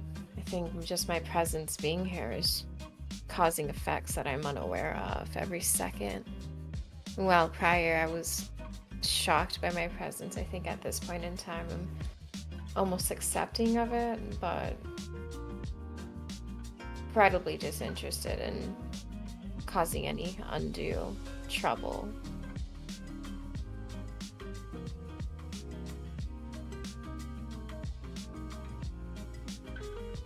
I'm just gonna like generally look around us, see if there's like any sudden wormholes that exist, some of that weird like blinky stuff in video games that exist when you get to the edge of the map. Like, does it seem like the world is falling apart suddenly? I'd say for the most part, everything seems relatively standard around you. Although, Is that creepy little kid here? no, the kid's not here. I promise. Don't worry about the kid. He's just a kid.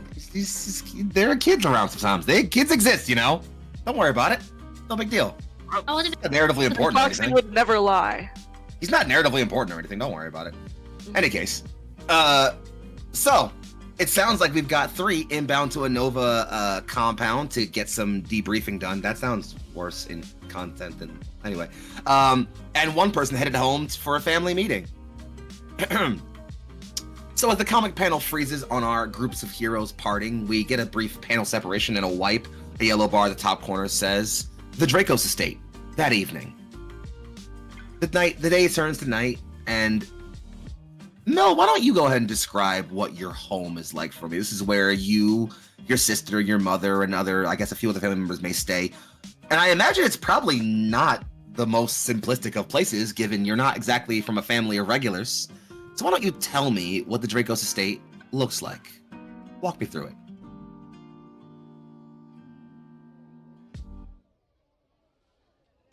So it's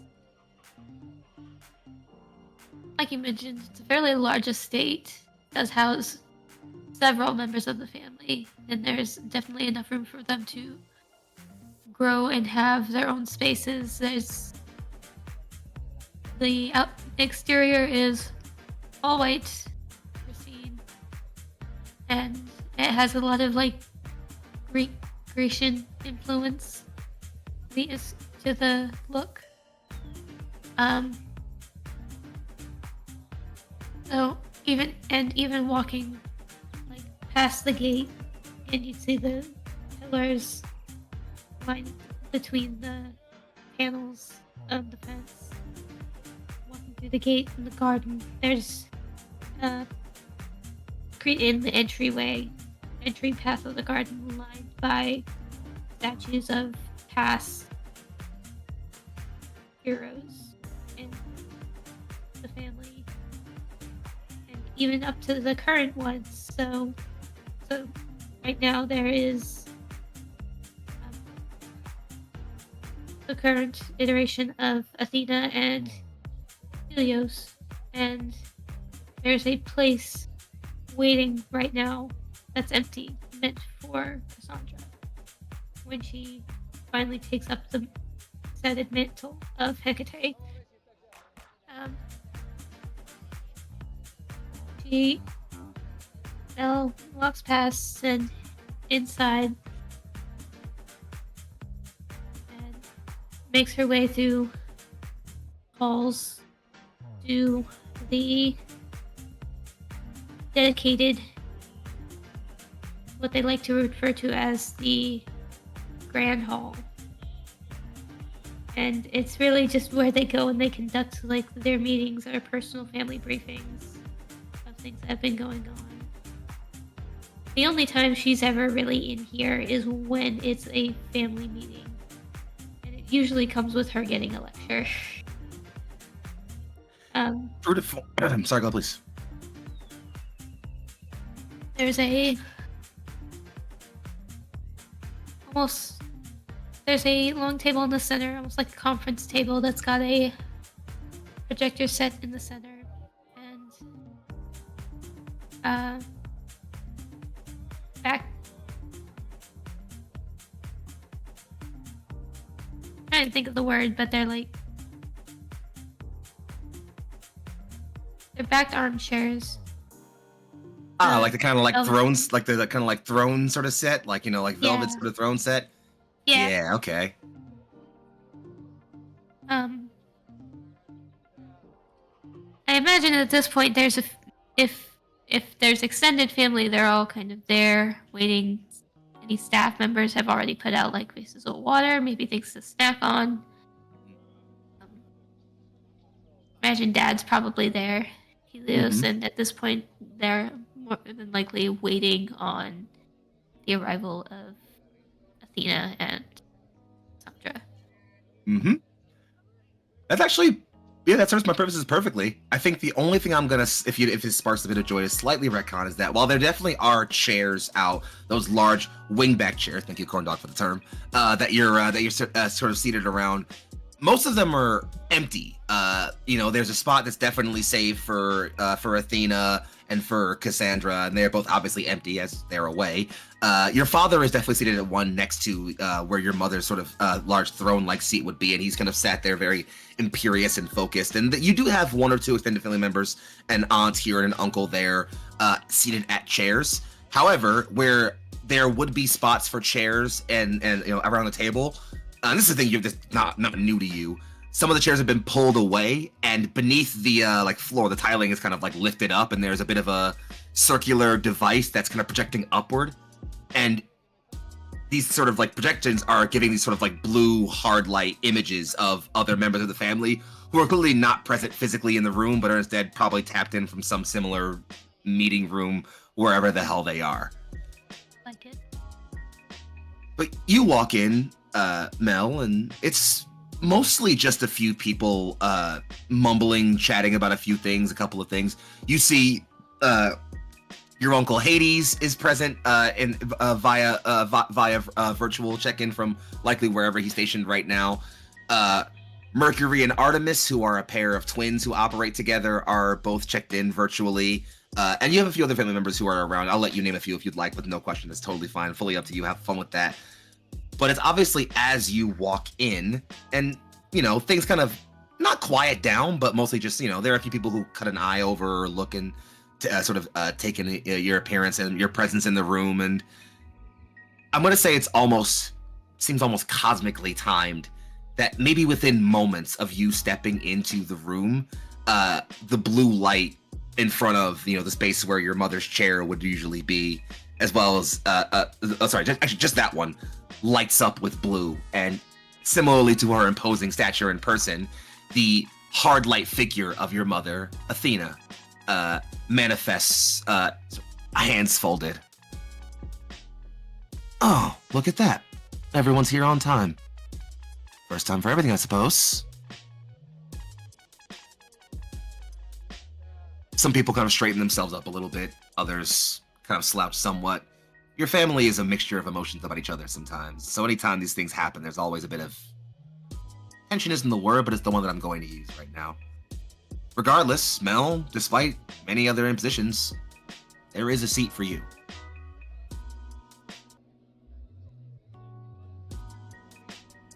Gonna puts her backpack down behind the chair and takes a seat and looks over to the empty spot where Cass is supposed to be. And your mother cuts her eye over and just training. She won't be joining us this evening.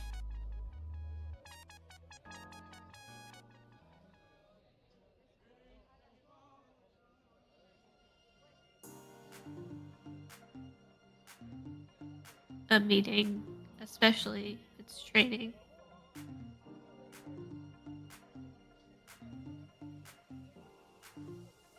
This is less a meeting and more news.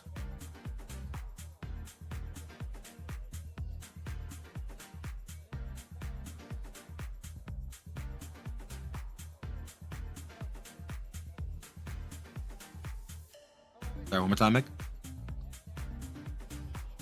One more time. Okay. There we go. Sorry. Technology, always fun. She straightens herself up and just says, "A moment, please. We're waiting on one more guest." Everyone kind of straightens themselves up some more. And again, cosmically timed, not many moments after that, another hard light figure manifests, actually at the spot where Cass's chair, is normally.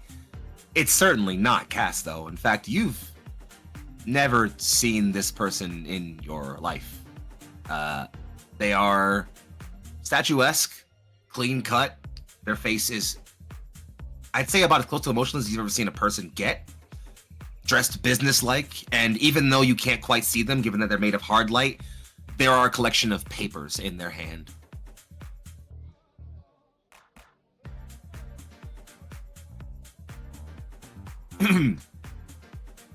Hello, everyone. I apologize for the lateness. There was a meeting over at HQ and I had to speak with some of my superiors before coming to meet with you all here.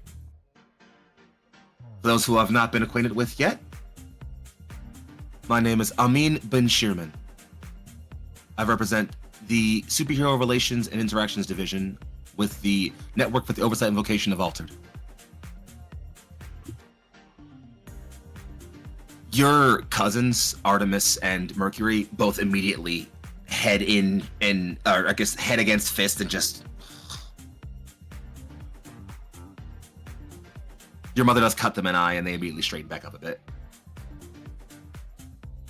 I thank you all for taking the time to sit with us this evening, and even for those of us who have to be with us from various locations. I'm currently away on other business, and so I couldn't join you all physically present at the compound, so I'll have to deliver my documentation later. But I would wanted you all to be aware that at this point, we are officially prepared to move forward.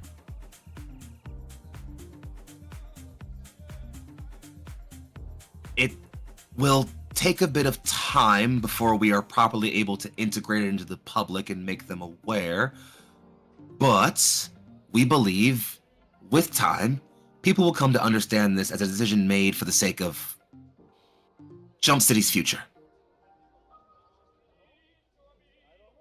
Athena leans forward and says, I've spoken to some of you about this before, but for those who have not been properly initiated yet, Nova is creating a registry. A list of individuals with capabilities above a certain grade to be tracked, monitored, and maintained in the event of catastrophic power failure, imminent threat to the safety of humanity, or other occurrences. Everyone begins to look around. And Mel, it doesn't take a lot of time for you to know what other occurrences means. Not too long ago, in fact, not even that long before you became old enough to start, forming your own coherent thoughts, Earth was invaded. An alien species called the Erzani attacked and invaded our world. And while they weren't individually powerful on their own, they had a unique and very potent ability: mind control. Several of the most powerful defenders of our planet were usurped, turned against us. Some of them even had to be put down. While public order was restored, it's no small amount to say that everyone's been a bit on edge since then.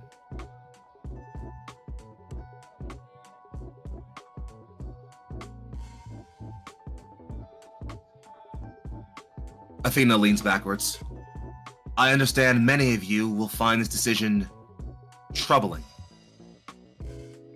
And the look on her face, while your mother is a marble statue at any and all times, you have gotten very used to picking up on discreet tics in her face and in her voice. The phrase, "some of us aren't pleased about this," is her saying, "This is bullshit and I hate it."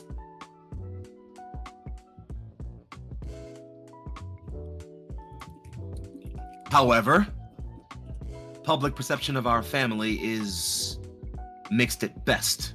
While some of us can claim trivia to very positive perceptions in the public, others are looked at with a scrutiny we can't quite afford. This, and cooperation with it, is perhaps the best way we have forward, barring other circumstances. And at this point, the representative from Nova speaks again. Yes, as we understand it, the registry is meant to handle individuals with whom Nova has had sufficient experience with their powers, time to understand their abilities, and properly, if necessary, establish contingencies. As such, and as part of the negotiation with several important families key to the communities of Altered, no individual below the age of 19 will be registered.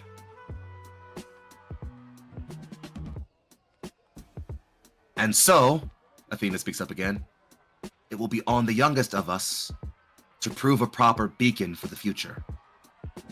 Public opinion will rest on this, you understand? You will have to be better. All of you.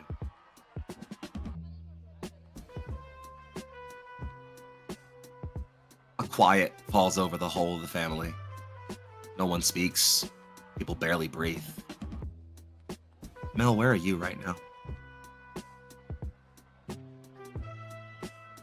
I imagine. So the way I picture this seating wise, it's Athena at the head of the table. Helios is to her right hand man, and then Cassandra sits to her left, and then Mel sits beside Cassandra. So she's actually right next to.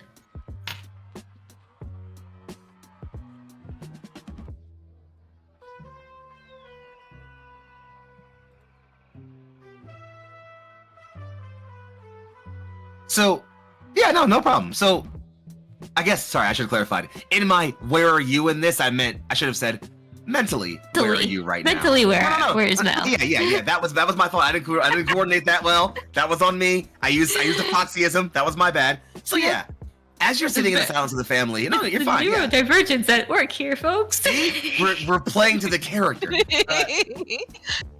So as you're sitting here taking in this news, and Mel, your family's been a bit tight-lipped over the past few weeks about something. And you're starting to click that this is probably it. How are you feeling right now? What are you thinking about?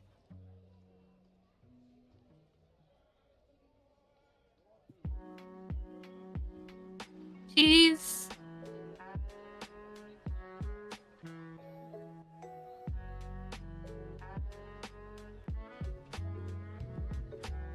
It's probably very much written on her face that she wants to say something and confront her mom, because now she's thinking about the fact that Cassandra wasn't here.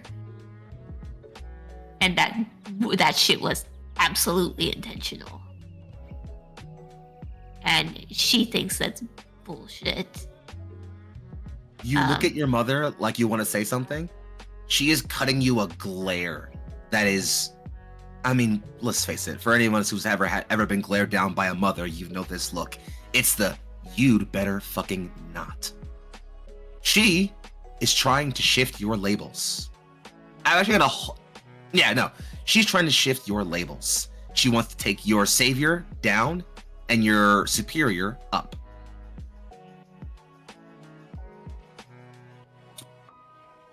Doing this. Check. Accepting it? Attempting it. You're gonna reject or you're gonna accept it? I'm gonna reject it. Please roll 2d6.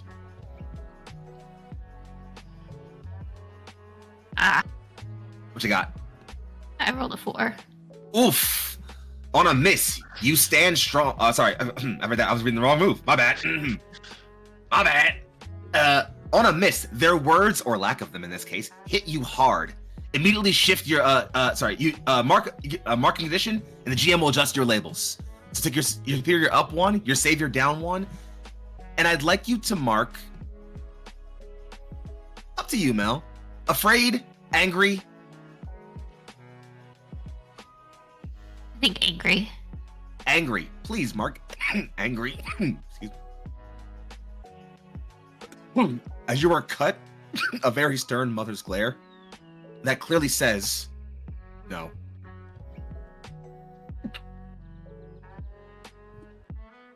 She's gonna purse her lips and she won't say anything at the moment.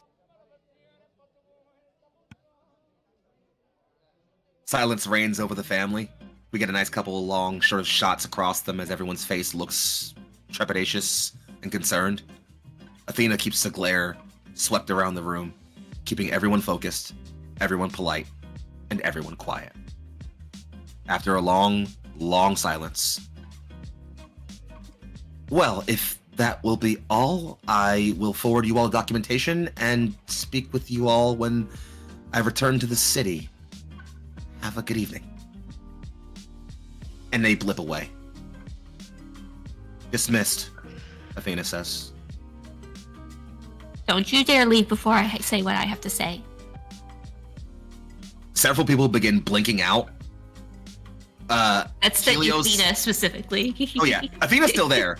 Helios and Artemis cut eyes at each other like, oh way, she just... And they look like they really, really, really want to stay. Athena cuts them a hard, dagger look, and they are blinked before out in a moment. It's almost like she blinked them out with her stare. Several other people either rise from their chairs or blink out of their hologram. Athena does not move. It is not until the room is entirely empty, save for you and her hologram, that she speaks. Go on.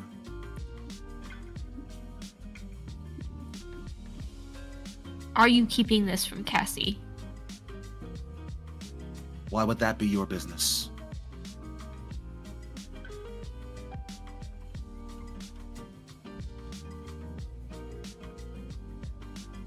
It's because I care about what happens to her.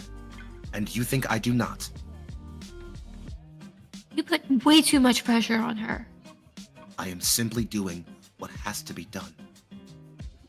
Things are changing rapidly around us in ways you do not understand.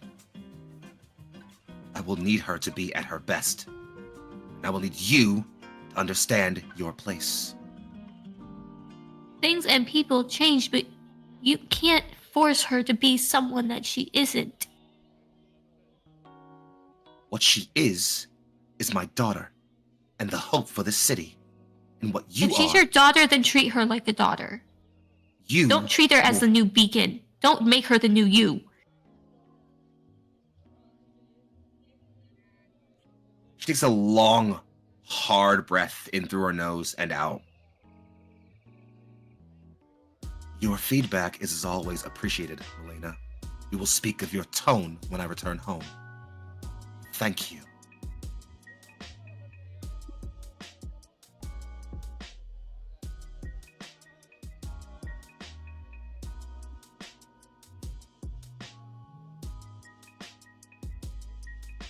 I imagine at that point that's end of the conversation. She's gone. As you leave, though you don't see it, she keeps that stern, hard look at you all the way out the door. And it is not until you are gone that she unclenches and a long, tired sigh slips from her lips.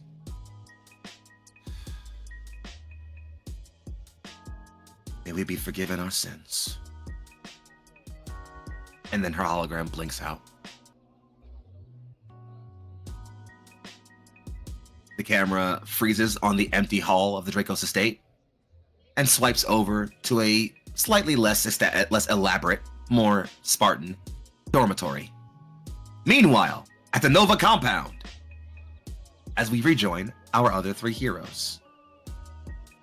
5, you have it's going to sound strange here, but effectively a special medical apparatus that's available in your sort of command post that you can be attached to that can heal minor wounds and attend to and scan your various biotics and biometrics for anomalies and things like that.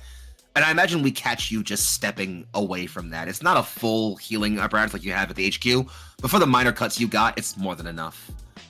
You step out into a command center, very light. It's got a desk and a screen with several maps of the city and readouts happening and a connection to and a comm station for you to contact HQ. It's separated from your dorm room by a small hallway. And there are 2 other friends. So why don't you tell me where you are, friends, what you are considering, and or what you're talking about.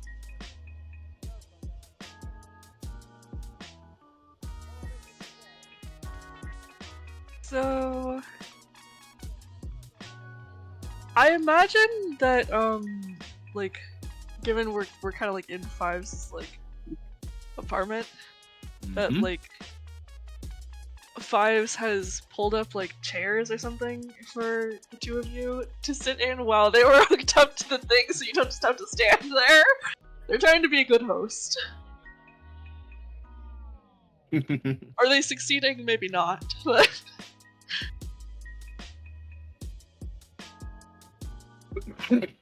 I think like Aurelia really doesn't know what a good host or a bad host is. They just like look at the chair and they sit down like very properly, taking it all in.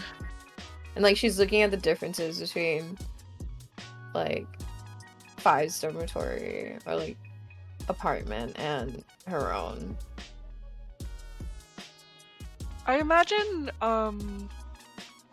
given how recently Aurelia moved in, so to speak, that it's a lot. There's a lot more personal touches in Fives' apartment. I imagine there's not too much, but I imagine they have a couple posters on the wall and some plants. Fives will, after unhooking themselves from the healing apparatus. Sorry that took so long. Can I get you water or anything? Oh wait.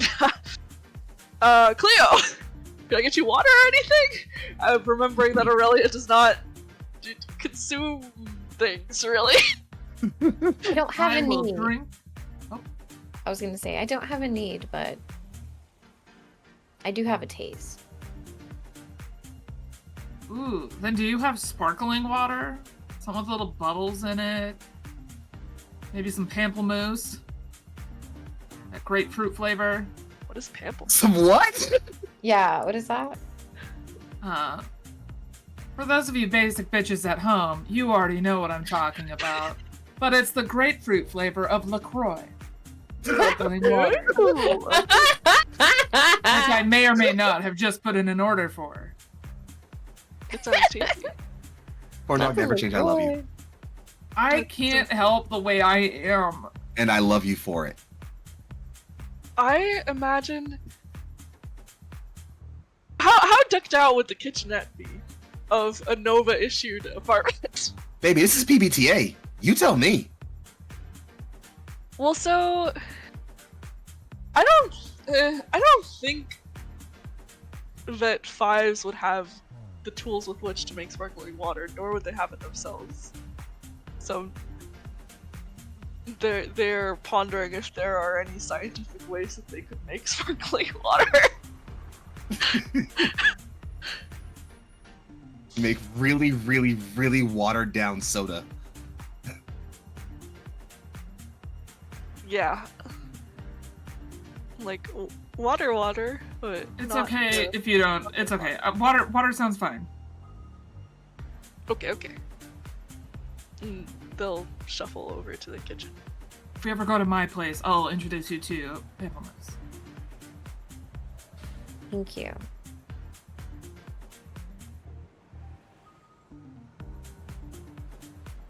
Aurelia's still just like looking at everything.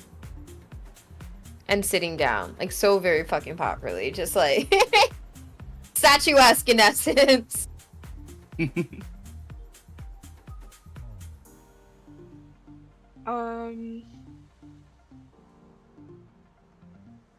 Shit. I think Fives will come back with like water and then a thing of snacks. Like, so you guys wanna watch something or play our game or what do we get up to?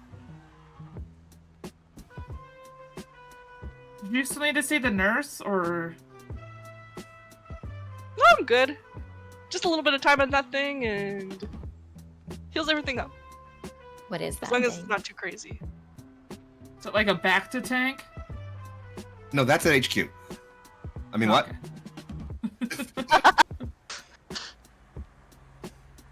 What is it? Does it have a name already, Fox? It's got a weirdly scientific name. What is the weirdly scientific name? It is 'Cause the that's probably what Fox would call it. it's the remote source advanced healing apparatus. It's a remote source advanced healing apparatus.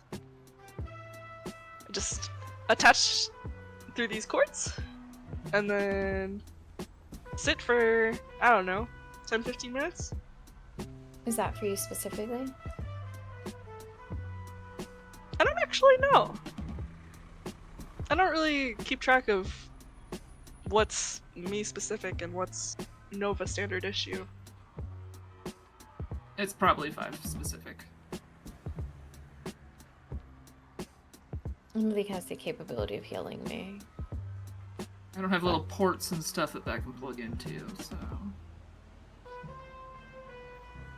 And Aurelia doesn't discuss this, but you're kind of like pondering because she knows she has the ability to make ports, but then she's like, "I probably wouldn't work." Do you want to try it? Oh God.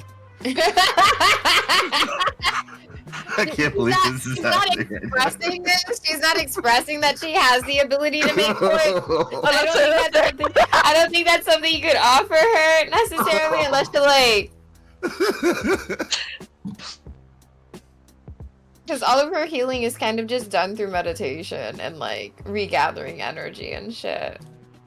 So That makes sense. she's good. But she's also like taken aback by how weird this shit is. That's so fair.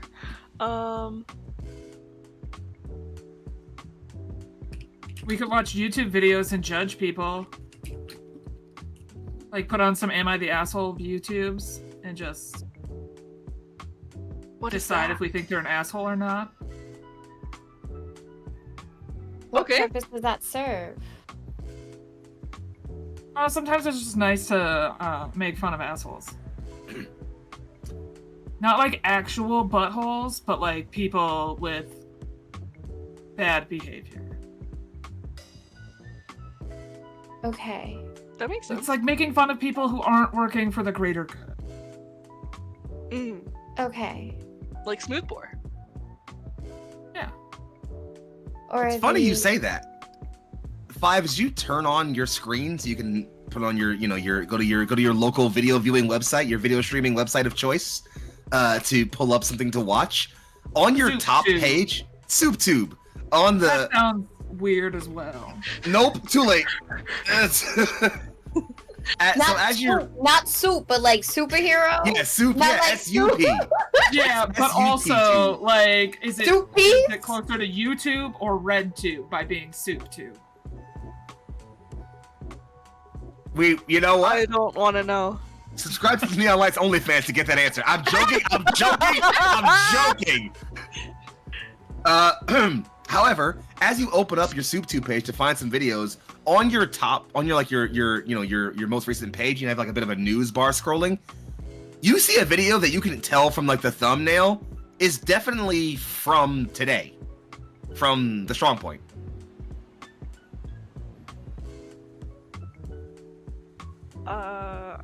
I will click into it while we're chatting about the purpose of Am I the Assholing? It appears to be somebody's handheld, camera or phone footage of the incident. This is again just like top page. So it's probably just like gone viral, got a bunch of views, obviously, and it shows them running around the outside of the Strong Point, kind of looking in. They can see Strongboard's massive form firing off cannon blasts. Something slam into him and send him flying off into the side wall, and then sort of stand back with sort of wings flaring behind it. That figure is then taken over by another one as it flies off into the air. Something else sort of floats by and hovers before stretching an arm out, and the blur sweeps by. Someone backflips and flips around while another person sort of lets off a massive. And this person is kind of just, again, holy hell! I think that's 5? And yeah, that's the new one. That's that morphine girl. And as she's kind of like, I think I'm gonna see if I can get a little bit. As they kind of press up a bit towards like the kind of looking through the window, cracks blossom all through it. Oh hell, that was almost. And then almost a moment later, those windows all explode, and that person holding the camera screams and has to run backwards before the video cuts.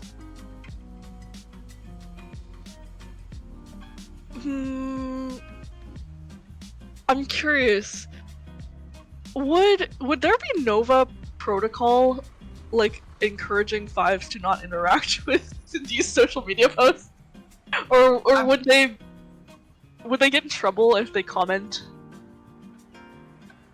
I don't think you get in trouble for commenting. It's probably advised for you not to engage, though. Okay. I won't then. Do you look at the comments, though? I want to look at the comments. Yeah, I mean, who doesn't look at the comments when they're watching a YouTube video? I'm looking at About the yourself, comment no over less. Five's shoulder. Top comments. Top comments. Whoa, new soup team! And mostly just like a lot of likes and reactions, but mostly just a long thread of responses. Some people being like, yeah, I've seen a couple of these people around, but they're all kind of new. Someone being like, nah, Five's been out in the field for a bit. They're with Nova. Some other people being like, oh yeah, that Morphine girl people have been talking about. They think she's like some alien or something like that. Some other people being like, as other people kind of scrolling down being like, there's actually one comment from a guy whose name is The Rational Gamer, and his comment is just, what's that one flippy chick doing there? She's literally not even doing anything. I will downvote it. Proper response, Fives. Add one to the team pool. Hell yeah, do it! Do it! I'm not joking. You can't take that away. I'm not joking. I said it. It's PBTA, baby. But as you scroll down some more, especially you get into like the lower voted comments, while they don't have a lot of likes or responses, there are a couple of comments being like, dude, you almost died. What the hell? Or someone being like, wait, what the hell happened? All those fucking... And there are some other comments, and then a few responses being like, oh yeah, I've seen this one hero out there who can like scream really loud, and while it's nothing too negative, not anyone being like, oh yeah, fuck this Banshee person or anything like that, there definitely are people who are expressing some concerns around being in the area when a certain hero does their heroing. I didn't know that Glass could hear my telepathy. It's not my fault. Fives will just close the comments and like, eh. They don't We scroll understand. too deep. We scroll too deep. Yeah, no. There's I always was- stinky comments. The I bane was of all not- heroes, doom scrolling. I was gonna say, And villains. I'm not supposed to be making an impression on this world, and I feel like I have failed in that mission. You do realize that you literally glow, right? Only when I'm using my powers. Yeah, but you like using your powers to like float around and stuff. Can glow to float. She doesn't. She just can have the ability to fly, but like when she's like shape shifting, that's when she's like glowing. So like when she was stretching shit out, or like if she turned into like a giant hammer or some shit. Shit out. Shut the fuck up. Sorry, I'm I'm sorry. also glowing when shit's getting stretched. Oh goodness. Goodness. But yeah. So essentially, it's like when she's shape shifting, you will see her like, if it's not like a person, you will see her turn into like energy, essentially. But she's not glowing 24/7. When she Okay. does meditate to like heal, she goes into like her purest form of energy, so she is like a glowing ball or like a glowing silhouette. But Word. And the rest of the time you're just like really hot. yeah. Yeah. Yeah, I mean, Exactly. really hot spins out a lot too, so.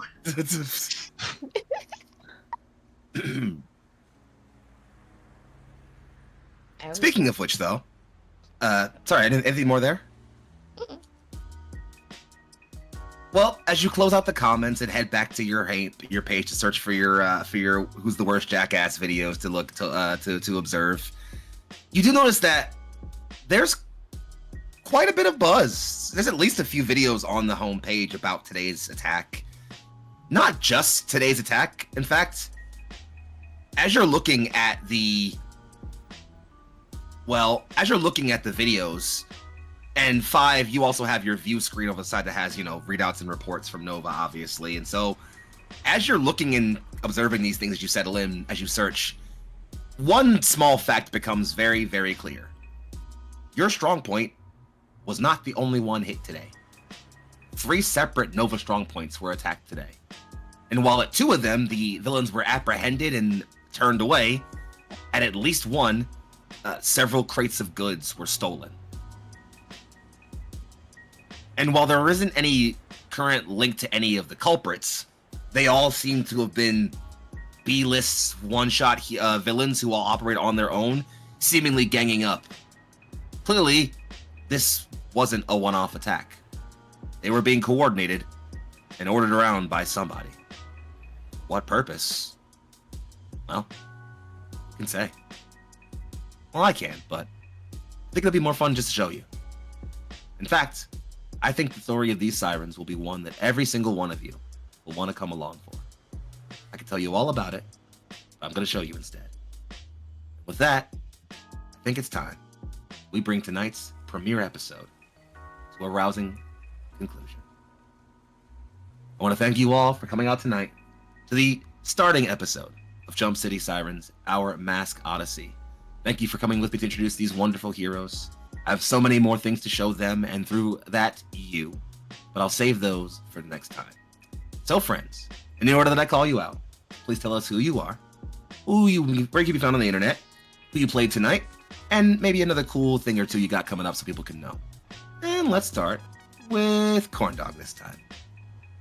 It's me, Corndog. I'm on the internet as Corndog McGraw. And you can catch me tomorrow over on Critical Misses. No, not Critical Misses. Crits and Giggles. There we go. I found it. Where we are, like, I think in our 5th year of playing our Tyranny of Dragons campaign. The Dragon won! Tetragon won. We're level 19 now out of 20. So hopefully that means we get to punch a dragon in the dick.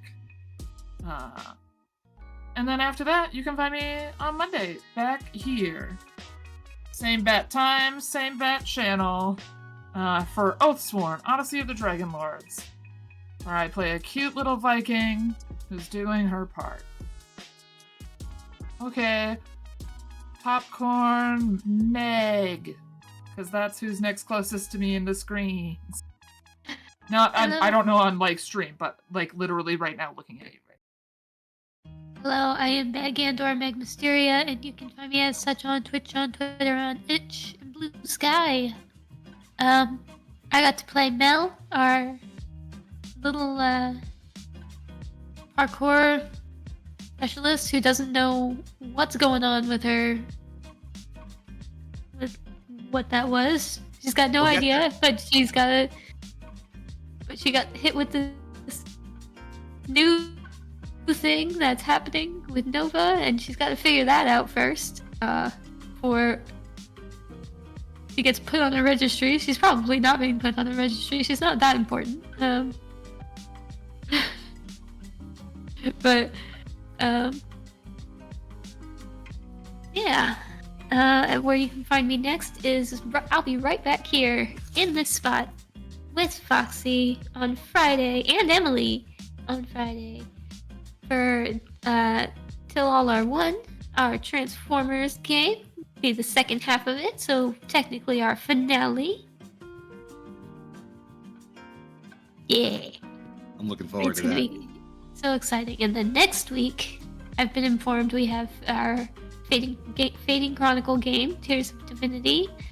So many robots! We get to bring back so many robots. We get to play our Lancer pilots again and pilot mechs. But we might be doing something outside of her, I think. From what I've been gathering. Fucking Metavolt shenanigans, baby! Gonna be some shenaniganery happening. And I think that's it for me this month. You want to popcorn it since that's what we're doing? Popcorn it to action. Oh shit, that's me! Emily, egg, the most expensive egg on your grocery shelf. You can find me as EggChan on Itch and Twitch for the most part. And I will be here on Friday for Transformers, and I'll also be here on Saturday for Knights of New Avalon, so should be fun. All sorts of shenanigans and lots of horned idiots. I'm in my horny era, one could say. But, yeah. I'll pass it over to you, Ollie. I was gonna say horny or corny. Okay. I'm Ollie, and I have the wonderful pleasure of being here and playing Morphine or Aurelia. It's been a long time coming. I'm happy that we can finally make this happen. Thank you so much to the players here, I should say, and our lovely GM Foxy out here. If you don't know me, I am Ollie P Senpai, and I be on Twitch sometimes. So if you wanna follow me over there, that's okay. If you don't, Go do it right now. You don't have to. You don't have to. No, I'll give you 30 seconds. I'm gonna wait here. You got 15. I'm gonna wait here. Go follow Ollie. I'll wait. It's fine. I'm good. We're all good. We're all good. No pressure. No pressure. They have 10 seconds. I'm gonna be so annoying. Oh goodness. No. Look, we've made it easy for you. 5 seconds left. Go ahead. But yeah, honestly, I'm super thankful. I had a lot of fun today, and I'm looking forward to future sessions. Also, if you guys don't already like follow Neon Lights Roleplay, what the fuck are you doing? Please. This is like part of the best part of the internet, and I've never found like people so kind, so like welcoming, and so consistently like aware of shit to such a great extent. So like y'all get your shit together and follow them, or maybe give them money too. Shit, doing the plug better than I ever could. Thanks, man. That said, friends, I'm Young Foxy, aka Big Foxy, also known as your favorite Fox Philly's finest. I can be found all over the internet at Young Foxy. That's YUNGFOXXII. Sometimes there's an underscore in the middle, so if you can't find one, look for the other. Most importantly, if you want to find my face, I'm all over Neon Lights Roleplay, where I am the lovely creative director with an incredible team of people behind me. If you want to see things that I've got going on for me next, you're going to see me this Friday directly on your screens for the finale of Till All Are One, our Transformers 2-shot. It's going to be incredible and a lot of fun. You'll see me back here on your screen the day after for episode 2 of Knights of New Avalon, where it'll be lots of JRPG shenanigans. I could be the littlest guy again. It's going to be fantastic. If that's not enough of me for you, you'll see me back on your screens again next Tuesday for Tears of Divinity Fading Chronicle, where I play the most incompetent leader you've ever seen for a squad of the most traumatized people the galaxy could ever possibly ask to save it. And yet we do.